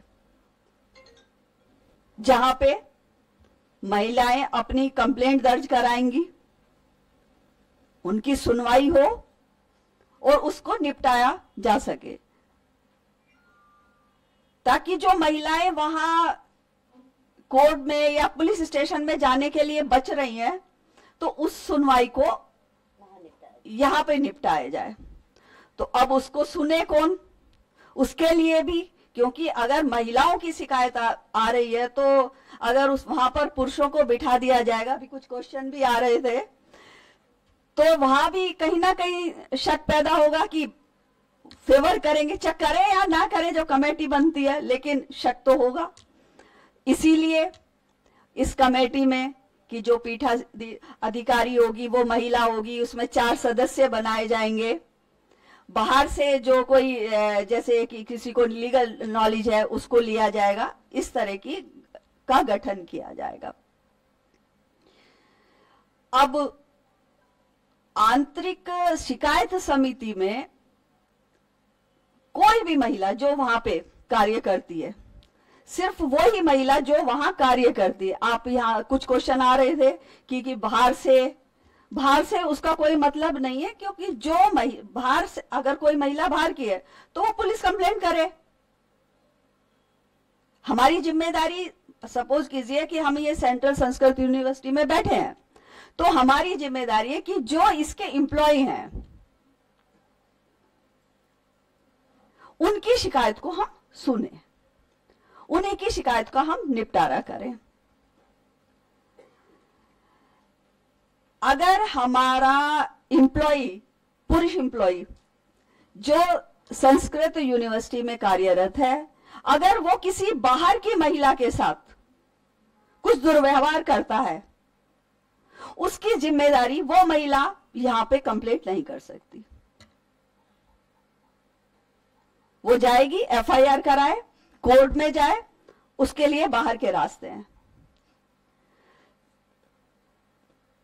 तो मोटे शब्दों में हमारी जिम्मेदारी, आंतरिक शिकायत समिति की जिम्मेदारी सिर्फ और सिर्फ अपनी ऑर्गेनाइजेशन के लिए है, बाहर के लिए नहीं है। अब वो कैसे करे महिला शिकायत? तो मौखिक रूप से ये शिकायत करने का कोई फायदा नहीं है। लिखित रूप में वो महिला जिसके साथ भी कुछ दुर्व्यवहार हुआ है, उसको लगता है कि मेरे साथ कुछ दिक्कत है, वो अपनी आईसीसी के चेयरमैन के सामने अपनी लिखित शिकायत रख सकती है। वहां पे जो आईसीसी के मेंबर होंगे उनसे पूछताछ करेंगे, उसमें अगर कोई जरूरी चीजें, कोई एविडेंस बुलाना है या कोई और अन्य चीजें हमें लगती है कि हमें इसमें ऐड करनी है कि उसकी सच्चाई जानने के लिए या बहुत सारी चीजों के लिए, तो उसके लिए कार्रवाई होगी। दूसरा, यहां पर एक बहुत जो मेंबर और अध्यक्ष हैं, चेयरमैन है, उनकी भी बहुत बड़ी जिम्मेदारी बनती है। कई बार क्या होता है कि शिकायतें झूठी आ जाती हैं, थोड़ा सा भी कुछ हुआ, गलत फहमी में भी आ सकती हैं शिकायतें। कई बार ऐसा होता है ना कि महिला को लगा कि कुछ ऐसा हो रहा है लेकिन वैसा नहीं है, तो हम इसको गलत फहमी भी कह सकते हैं, उस तरह से भी आ सकती हैं। तो यहां पे जो मुख्य चीज बनेगी वो ये बनेगी कि कमेटी उस शिकायत को अच्छी तरीके से नोटिस में ले,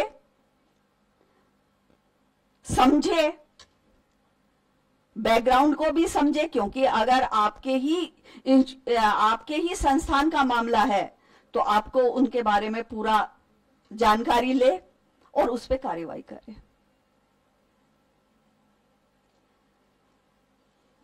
महिला को आप शुरुआती दौर पर राहत भी दे सकते हैं, जैसे उसका ट्रांसफर कर सकते हैं। मान लिया एक वर्क प्लेस पे काम कर रहे हैं, उसका रहना मुश्किल हो रहा है, आप ट्रांसफर कर सकते हैं। कुछ मुआवजा अगर आपको लगता है उस समय बनता है या जो भी परिस्थितियां हैं उसके अनुसार उसको भी कर सकते हैं। इस तरीके से कार्रवाई का मकसद क्या है असलियत में, अगर हम उसके पीछे जाते हैं, उसका मकसद सिर्फ एक ही है कि वर्क प्लेस पे जो कार्य कर रहे हैं वो सब एक अच्छे माहौल के अंदर कार्य करें, क्योंकि अगर कोई माहौल ही अच्छा नहीं होगा तो महिलाएं वहां काम नहीं कर पाएंगी। तो वो सेफ जोन देने के लिए भी इस कमेटी का एक मकसद है। कार्य क्षमता बढ़ेगी महिलाओं की, क्योंकि उन्हें डर नहीं होगा ना, उन्हें लगेगा कि अगर हमारे साथ कुछ गलत होता है तो हम शिकायत करेंगे, लेकिन अपना काम वो अच्छे से करेंगे, वो डर के नहीं रहेंगे। मानसिक स्तर भी अच्छा बनेगा। अगर उसके हम पीछे चलते हैं तो बहुत कारण है, महिलाओं का मानसिक स्तर भी अच्छा बना होगा, बोल्डली वो अपना वर्क करेंगे। तो इस तरह की जो घटनाएं हैं वो आपके संगठन में ही निपट जाएं, उस रूप में कार्य ये आईसीसी करती है। लंबा ना चले। देखिए, अगर आप बाहर मुकदमा करते हैं तो नॉर्मल, मैं वकील हूं तो मैं बताऊं कि एक मुकदमा अगर कोई करता है 2 साल, 4 साल, 10 साल तक आराम से चलता है। अब 10 साल तक कौन मानसिक स्थिति किस तो महिला की खराब हो जाएगी, वो तो लड़ती रहेगी, जाएगी, समय भी बर्बाद होगा। लेकिन आंतरिक शिकायत समिति के अंदर महिलाओं का समय भी खराब नहीं होगा, उनका कॉन्फिडेंस भी बढ़ेगा कि हम अपने ही लोगों में शिकायत कर रहे हैं और उसका निपटारा भी जल्दी होगा। अब इसमें सपोज कीजिए कोई फैसला दिया आईसीसी ने और उसमें महिला संतुष्ट नहीं है, इधर से सवाल आया था, महिला संतुष्ट नहीं है, तो उसके लिए कोर्ट में जाना, एफआईआर कराना खुला ऑप्शन है, वो जा सकती हैं। लेकिन आईसीसी के खिलाफ कोई कार्रवाई, कानूनी कार्रवाई उसमें नहीं हो सकती। आईसीसी का भी यह दायित्व बनता है कि वह अपना कर्तव्य अच्छे से निभाए, कुछ जो भी जरूरी मटेरियल है उसको अपने पास बुलाए, देखे और निर्णय दे। बच्चों के मामले में भी, स्टूडेंट के मामले में अगर इस तरह की कोई घटना सामने आती है, उसमें भी गोपनीयता बनाए रखा जाए, चीजों को निपटाया जाए। तो मुख्य रूप से आईसीसी का काम हुआ कि चीजों को अपने ही लेवल पे एक सौहार्दपूर्ण वातावरण में निपटाना, ताकि काम भी चलता रहे और आपसी मेलजोल भी बना रहे, डर भी ना हो किसी भी तरह का। एक सवाल इधर से था, मैं सुन रही थी कि अगर कोई बाहर जाता है और वहां जाके कुछ इस तरह की घटना करता है, तो यहां पे मामला सिर्फ एम्प्लॉय का है, जो एम्प्लॉय है। आईसीसी निपटारा सिर्फ एम्प्लॉय का करेगी, बाहर क्या कर रहा है, बाहर क्या हो रहा है, उससे आईसीसी का कोई लेना देना नहीं है। बाहर जाए, एफआईआर दर्ज कराएं, कोर्ट केस करें, कुछ भी करें, इस तरह की स्थिति है। और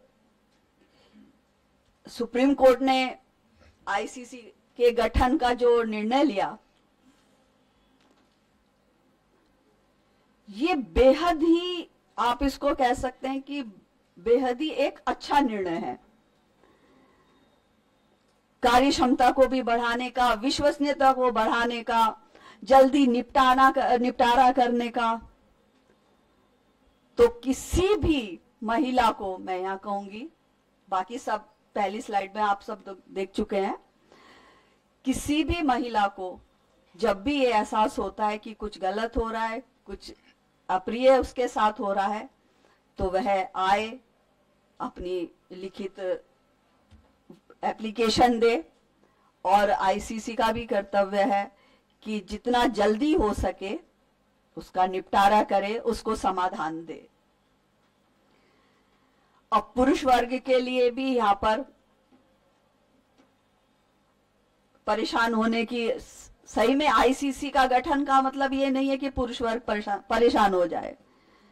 परेशान तभी होना पड़ेगा जब सही में कुछ गलत किया होगा। अगर गलत नहीं किया तो परेशान होने की कोई जरूरत है नहीं, क्योंकि अगर कोई आपके खिलाफ आता भी है तो एविडेंस आपके पास भी है। कोई झूठी कार्रवाई करता है आपके खिलाफ तो आप अपना एविडेंस दे सकते हैं और दोनों साइड की बात सुन के तो उस पर कार्य होता है।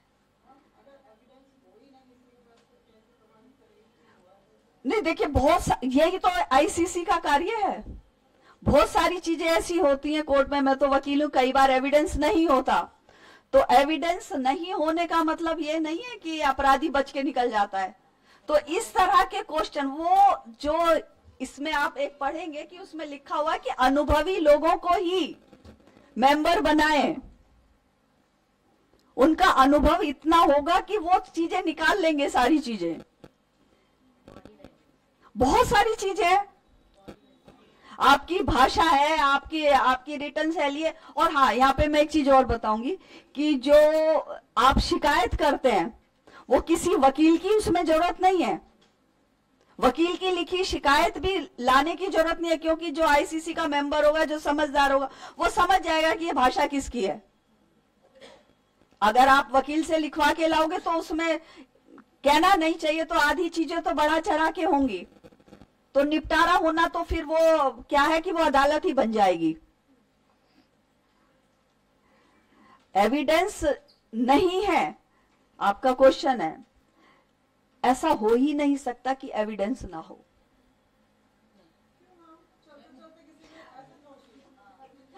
सुनो सुनो सुनो, नहीं सुनो सुनो, वही मैं कहने जा रही हूँ, वही मैं बताने जा रही हूँ। जो आप बात बताएंगे आपके साथ क्या हुआ, वो सारा क्लियर उसमें होगा। किस तरीके, जो घटनाक्रम होगा ना, नहीं जो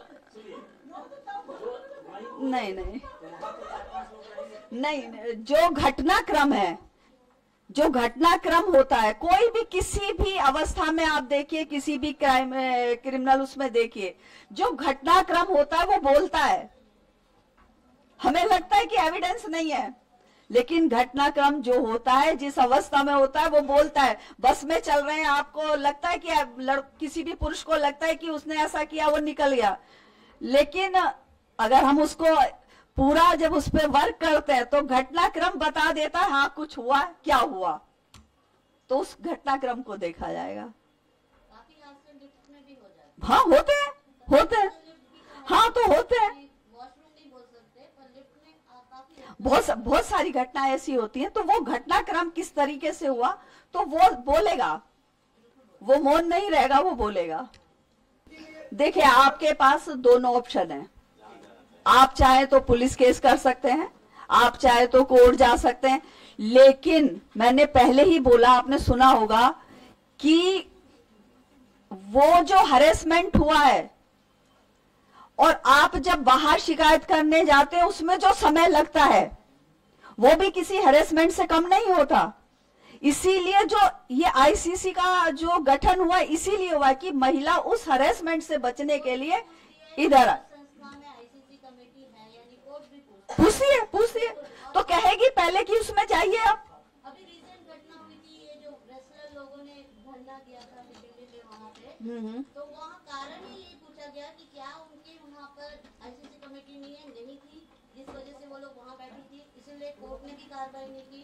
उनके ऊपर 50,000 से लेकर 2.5 लाख तक का जुर्माना। बिल्कुल, क्योंकि कोर्ट भी चाहती है कि महिला जिस संस्थान में काम करती है सबसे पहले उसी को अप्रोच करे।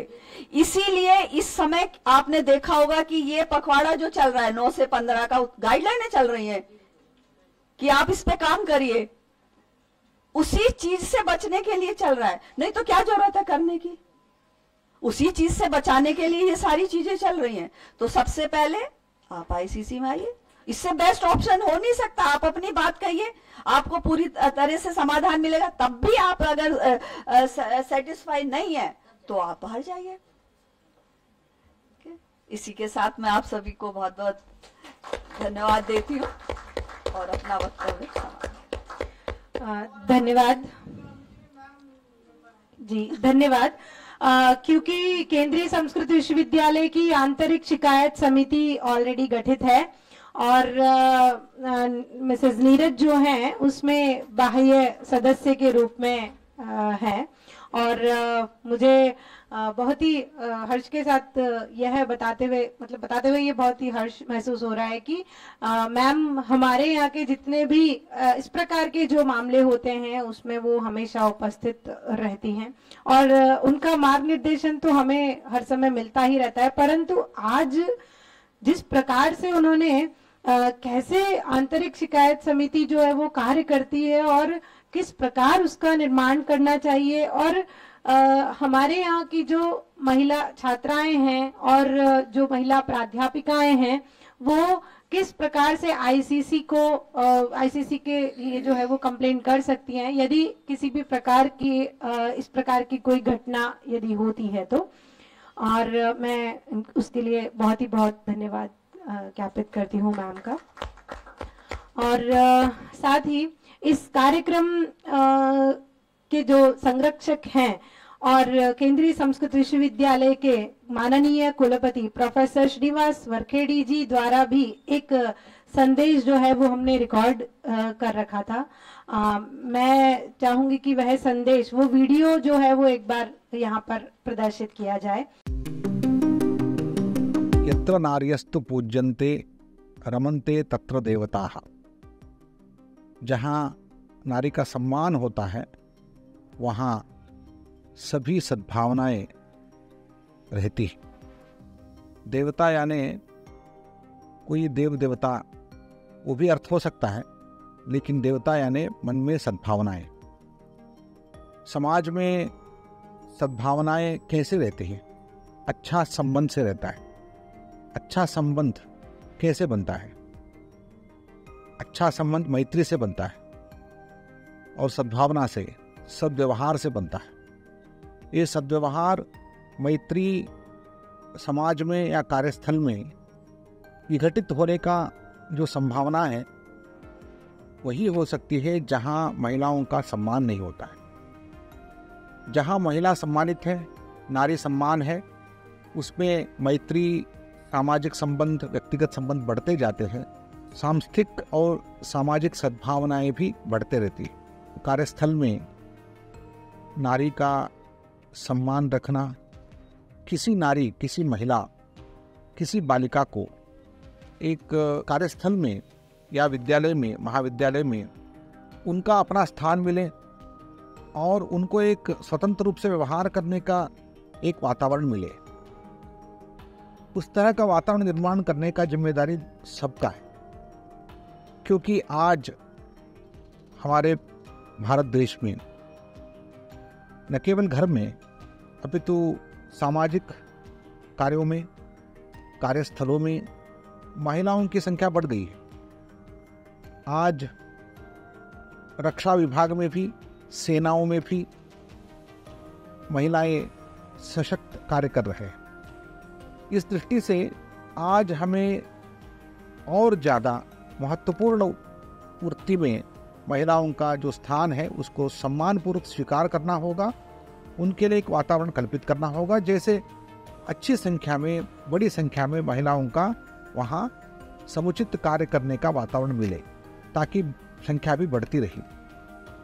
आज इस दृष्टि से हमारे भारत सरकार का उच्च न्यायालय का आदेश पर जो एक महिला कार्यस्थल में महिला उत्पीड़न के निवारण हेतु जो एक्ट बना है उसका सबको परिचय होना जरूरी है। क्योंकि कभी कभी दंड करने का अवसर न हो, इसलिए कानून का ज्ञान, परिचय बहुत आवश्यक है। दिसंबर 9 तारीख को जागरूकता सप्ताह का आयोजन किया जा रहा है। इसमें हमारे विश्वविद्यालय के केवल महिला उद्योगी गण नहीं है, अपितु विशेषतः पुरुष उद्योगी भी और छात्र छात्राएं भाग लेकर इसका लाभ लेना चाहिए और एक अच्छा सद्भावपूर्ण वातावरण निर्माण करने के लिए प्रयास करना चाहिए। यही मेरा निवेदन है। माननीय कुलपति महोदय प्रोफेसर श्रीनिवास वरखेड़ी जी के मार्गनिर्देशन में पहले से ही जब से उन्होंने यहाँ पर कुलपति पद पर कार्य संभाला है, तब से लेकर के अभी तक महिलाओं के लिए कोई ना कोई किसी ना किसी प्रकार से कार्यक्रम जो है वो करते ही रहते हैं और सर्वदा हमें प्रोत्साहित करते रहते हैं, प्रेरित करते रहते हैं कि ऐसा नहीं है कि महिलाएं कुछ कार्य ये नहीं कर सकती हैं। हमेशा एक समान भाव से जो है हमें आगे लेकर चलते हैं। मैं ऐसे माननीय कुलपति जी को सभी महिलाओं की तरफ से नमस्कार करती हूं और धन्यवाद भी करती हूं कि उन्होंने हमें इस प्रकार से बढ़ाया है। और कार्यक्रम के अध्यक्ष प्रोफेसर मदन मोहन झा महोदय से मैं निवेदन करती हूं कि वे अपने अध्यक्षीय भाषण से हमें अभिभूत करें। सम्माननीय आज के मुख्य अतिथि महोदया, विशिष्टातिथि महोदया, दीक्षित मैम, हमारे मेहता सर, बिस्वाल सर और सभी यहाँ जितने भी उपस्थित हैं। ये हमारा संस्कृत का विश्वविद्यालय है और मैं समझता हूँ कि अगर एक ही मातृवत परदारेषु परद्रव्येषु लोष्टवत, इसको अगर हम याद रखें, हमारे सब लोग याद रखेंगे, तो ये पास जो एक्ट है उसकी आवश्यकता ही हमारे विश्वविद्यालय में नहीं होगी। और हम यही शिक्षा भी देते हैं सब जगह। वस्तुतः हमारे बहुत सारे परिसर के डायरेक्टर भी जुड़े हुए हैं और बहुत सारे परिसर की समस्या भी थी। उन लोगों ने हमसे पूछा भी, कई लोगों ने फोन करके पूछा, जो हमारे यहाँ तो महिला अध्यापक है ही नहीं, किस तरह करें, कैसे गठन करें, उसका भी समाधान हमारे मैडम ने दे दिया। जो आसपास के कई ने तो पुरुष को ही बना रखा है उसमें, जबकि वो होना नहीं चाहिए। पुरुष होने मतलब पुरुष पक्षपात करेंगे इस दृष्टि से नहीं है। वहाँ है कि अगर महिला कोई प्रताड़ित महिला है, वो अपने दिल की बात, वो अपने मन की बात पूर्ण रूप से वहां व्यक्त नहीं कर सकती है अगर पुरुष अधिकारी है वहां। तो इसलिए उसमें महिला चेयरमैन रहना, चेयरपर्सन होना चाहिए, ये उद्देश्य है। जो महिला के पास, किसी महिला अधिकारी के पास वह जो छात्रा हो या कर्मचारी विशेष हो, वह सही अपने जो उनके साथ घटित घटना है उसका सही विवरण उपस्थापित कर सके। इसलिए हमारे परिसरों में जो आईसीसी कमेटी है उसमें भी हम अपने यहाँ अगर वरिष्ठ महिला नहीं है तो बाहर से मतलब दूसरे कैंपस से ले सकते हैं। और बाह्य सदस्य के रूप में वहाँ पास में जो एनजीओ काम कर रहे हो या एडवोकेट हो या लॉ से संबंधित महिलाएं हो, उनको रख सकते हैं और इस तरह समिति बनाया जा सकता है। अब आईसीसी के हमारे जो यहाँ के हेड ऑफिस के चेयरमैन है, वो डायरेक्टर भी हैं किसी कैंपस के, तो उनको तो अब नहीं होना चाहिए इसमें। हाँ, बदलना, आईसीसी नहीं बनना चाहिए जी। तो इस तरह से आईसीसी का गठन हमारे यहाँ हेडक्वार्टर में भी होना चाहिए। और बहुत सारे कैंपस में ये एक धारणा थी पहले से, जो महिला प्रताड़ना निषेध समिति जो है वही आईसीसी है, जबकि दोनों की प्रकृति सर्वथा भिन्न है। महिला प्रताड़ना निरोध समिति जो कैंपस में है वो अलग चीज है। आईसीसी एक्ट है, एक्ट के अनुसार, पॉस एक्ट के अनुसार आईसीसी का गठन किया गया है, जिसका उद्देश्य वही है कि पुलिस में जाना। पुलिस रंग बिरंग के बहुत सारे सवाल करते हैं आईपीसी में, जबकि यहाँ पर जो हमारी आईसीसी कमेटी में वही अगर विक्टिम आते हैं तो वहां उनसे महिलाओं के द्वारा, अपने टीचर के द्वारा उनसे पूछा जाता है, अपने खास अधिकारियों के द्वारा जो हमारे आईसीसी कमेटी में होते हैं, उनके सामने उनको बोलने में कोई इतनी परेशानी नहीं होती है। और यह दिवस या सप्ताह जो है, मैं नहीं समझता कि महिलाओं के लिए है, क्योंकि महिलाओं को केवल इसका ज्ञान अपेक्षित है।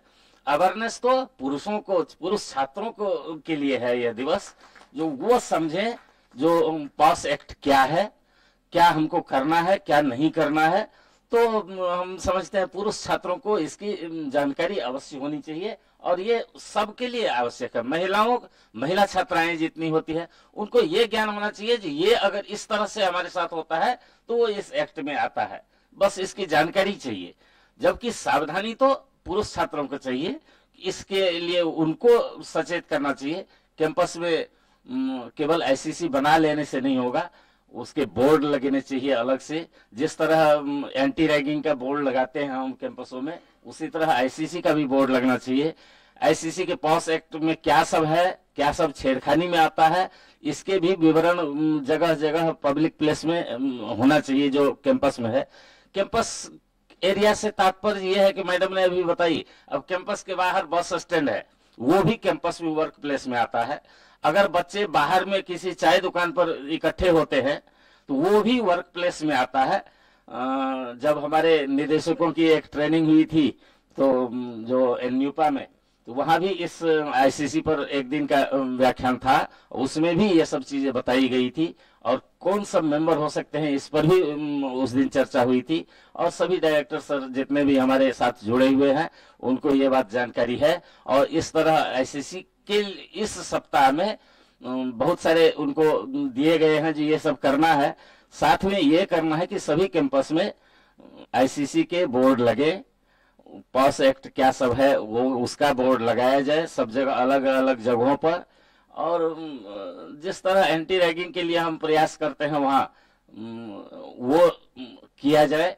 और छात्रों को इसमें अवेयरनेस प्रोग्राम चलाकर छात्रों को समझाया जाए कि ये सब चीज करना गलत है और ये सब पॉस एक्ट में आता है। तो आज हमारे ऋचा मैम ने सब प्रायः शुरू से अंत तक पूरे पॉस एक्ट के बारे में बताई। हम बहुत बहुत धन्यवाद देते हैं मैडम को। और हमारे नीरज मैम भी बहुत ठीक से, जो चूंकि वो हमारे इंटरनल कमेटी के सदस्य भी हैं, उस दृष्टि से भी और इस कार्यक्रम में विशिष्ट अतिथि के रूप में आए हैं, इस दृष्टि से वे अपने विचार व्यक्त की हैं। और सभी हमारे पुरुष कर्मचारी और महिला कर्मचारी सभी ध्यान से सुने हैं, उसमें भाग लिए हैं। मैं सबको धन्यवाद देता हूँ। सबको नमस्कार।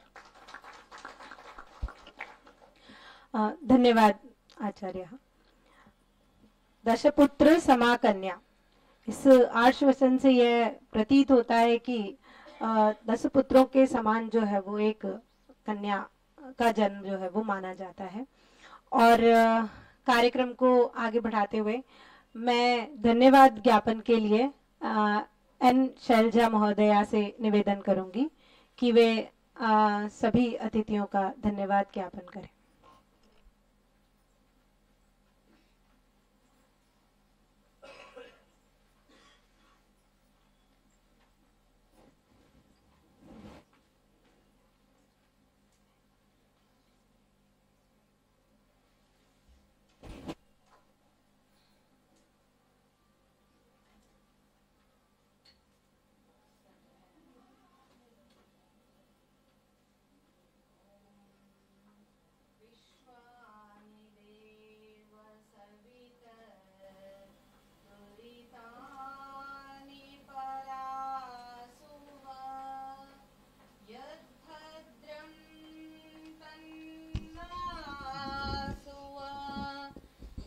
भद्रं तन्नासुवा। आज के जो कार्यक्रम में उपस्थित विशिष्ट अतिथियों का अब तक हमने भाषण सुना है, जो इसमें से हम कितना लाभ उठा पाए हैं, बहुत अच्छे से ध्यान से सुने हैं। जो श्रोताएं हैं उन सबको मैं सबसे पहले धन्यवाद करना चाहती हूँ। जो इस कार्यक्रम में विशिष्ट अतिथि के रूप में आए हैं, चीफ गेस्ट हैं ऋचा तिवारी जी। वो आईसीसी मेंबर कैसे हो सकता है, किस तरीके के लोगों से मेंबरशिप होना है, और केवल यही नहीं कि केवल महिलाओं का ही नहीं, पुरुषों का भी इस कार्यक्रम में आना अनिवार्य है करके उन्होंने सबसे पहले सूचित करके ही उन्होंने हमारे पुरुष व्यवस्था को आगे बढ़ाने के लिए भी उन्होंने सूचित करके ही आया तो पहले सबसे पहले यही था कि केवल महिलाओं को ही यहाँ उपस्थित होना है, इतना ही सूचना हमें मिली थी। पर फिर उन्होंने कहा कि नहीं, जितनी आवश्यकता महिलाओं की है उससे ज्यादा भी हमारी जो सूचना है पुरुष लोग भी सुने। इसके अनुसार मैं उनको बहुत बहुत धन्यवाद कहती हूँ कि ये किस तरीके से उन्होंने हमारे सब दोनों तरीके से पुरुष का और स्त्रियों का दोनों की एक भाग्यता को उसमें रखने की प्रयास किए हैं और उसी अनुसार सभी लोग यहाँ उपस्थित हुए हैं और उनके जो बहुमूल्य वचन जो था वो सबने हमने ध्यानपूर्वक सुने हैं और किस तरीके से उन्होंने बताया है उसके लिए बहुत बहुत मैं धन्यवाद प्रकट करती हूँ ऋचा मैम को। ये जो एक छोटी सी घटना मैं इसके लिए मैं बताती हूँ कि लक्ष्मण जी कहते हैं, नाहम जानामि केयूरे नाहम जानामि कुंडले नूपुरे त्वभिजानामि नित्यम पादाभिवंदनात्। जो सीता देवी के विषय में जो बोलते हैं कि क्या क्या जानते हैं लक्ष्मण जी, ये आभरण जो है इसके बारे में आप जानते हैं क्या? तो जब लक्ष्मण जी उसका उत्तर देते हैं कि नहीं, मैं तो उनके केयूर मतलब ये बाजूबंद नहीं जानता हूँ, उनके कुंडल जो कान में पहनते हैं वो भी नहीं जानता हूँ, केवल प्रतिदिन मैं उनकी पादाभिवंदन से केवल नूपुर जो पैर के अंगूठे में बिछुए जो बोलते हैं केवल वो ही जानता हूँ मैं, उससे दूसरा कोई आभरण नहीं जानता हूँ। तो इतना पवित्रता से वो भाभी मानते हैं, जो भाभी को नमस्कार प्रतिदिन करता हूँ ताकि मैं केवल बिछुए ही जानता हूँ। तो इस जो संस्कार से युक्त लोग हैं हमारे भारतीय संस्कृति में, वो जो संस्कार उनको अपनी घर वाले माँ से मिले हैं, तो ऐसे संस्कार देने वाले जो महिलाएं हैं जब तक है तब तक को हमारे इस कार्यक्रम में कमियां नहीं हो पाएंगे। और उन्होंने ऋचा मैम ने सबसे पहले यही भी कहा कि माँ सरस्वती के गोदी में पले हैं और संस्कार युक्त वाले ही होंगे इधर के, तो इसकी जरूरत नहीं है, ऐसा करके बोले हैं। बहुत बहुत धन्यवाद है मैम को। और ये जो कार्यक्रम जो होने वाला है हो रहा है, जो सप्ताह चल रहा है, सबसे पहला दिन ही हमारा संस्कृति के शुरुआत में ही और हमारा CSU कैंपस में जो पहला दिन ही शुरू करना, ये एक मन का खुशी लेने बात की ओर जा रहा है। इसके लिए मैं हमारा सभी सदस्यों को मैं धन्यवाद दे रही हूँ। और जो मैम ने नीरजा मैम ने जो कहा है कि किस तरीके से ICC मेंबर होने के नाते किस तरीके से समय का बचताव होता है और किस तरीके से हमारा हैरेसमेंट के ये महिलाओं के हैरेसमेंट में किस तरीके से हम आगे समय और पैसे और जो हिचकिचाहट जो होती है उन सब से बच सकते हैं, ये बहुत अच्छी तरह से हमको समझाकर बताए हैं। उनके लिए मैं हृदयपूर्वक धन्यवाद देती हूँ। और जो पवन मेहता जी हैं, डिप्यूटी मिनिस्ट्री से जो आए हैं, उनको मैं अच्छी तरह से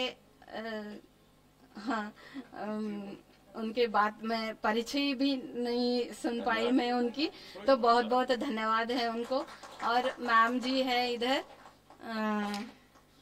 क्या है सुमन दीक्षित जी, उनको भी मैं बहुत बहुत धन्यवाद देती हूँ।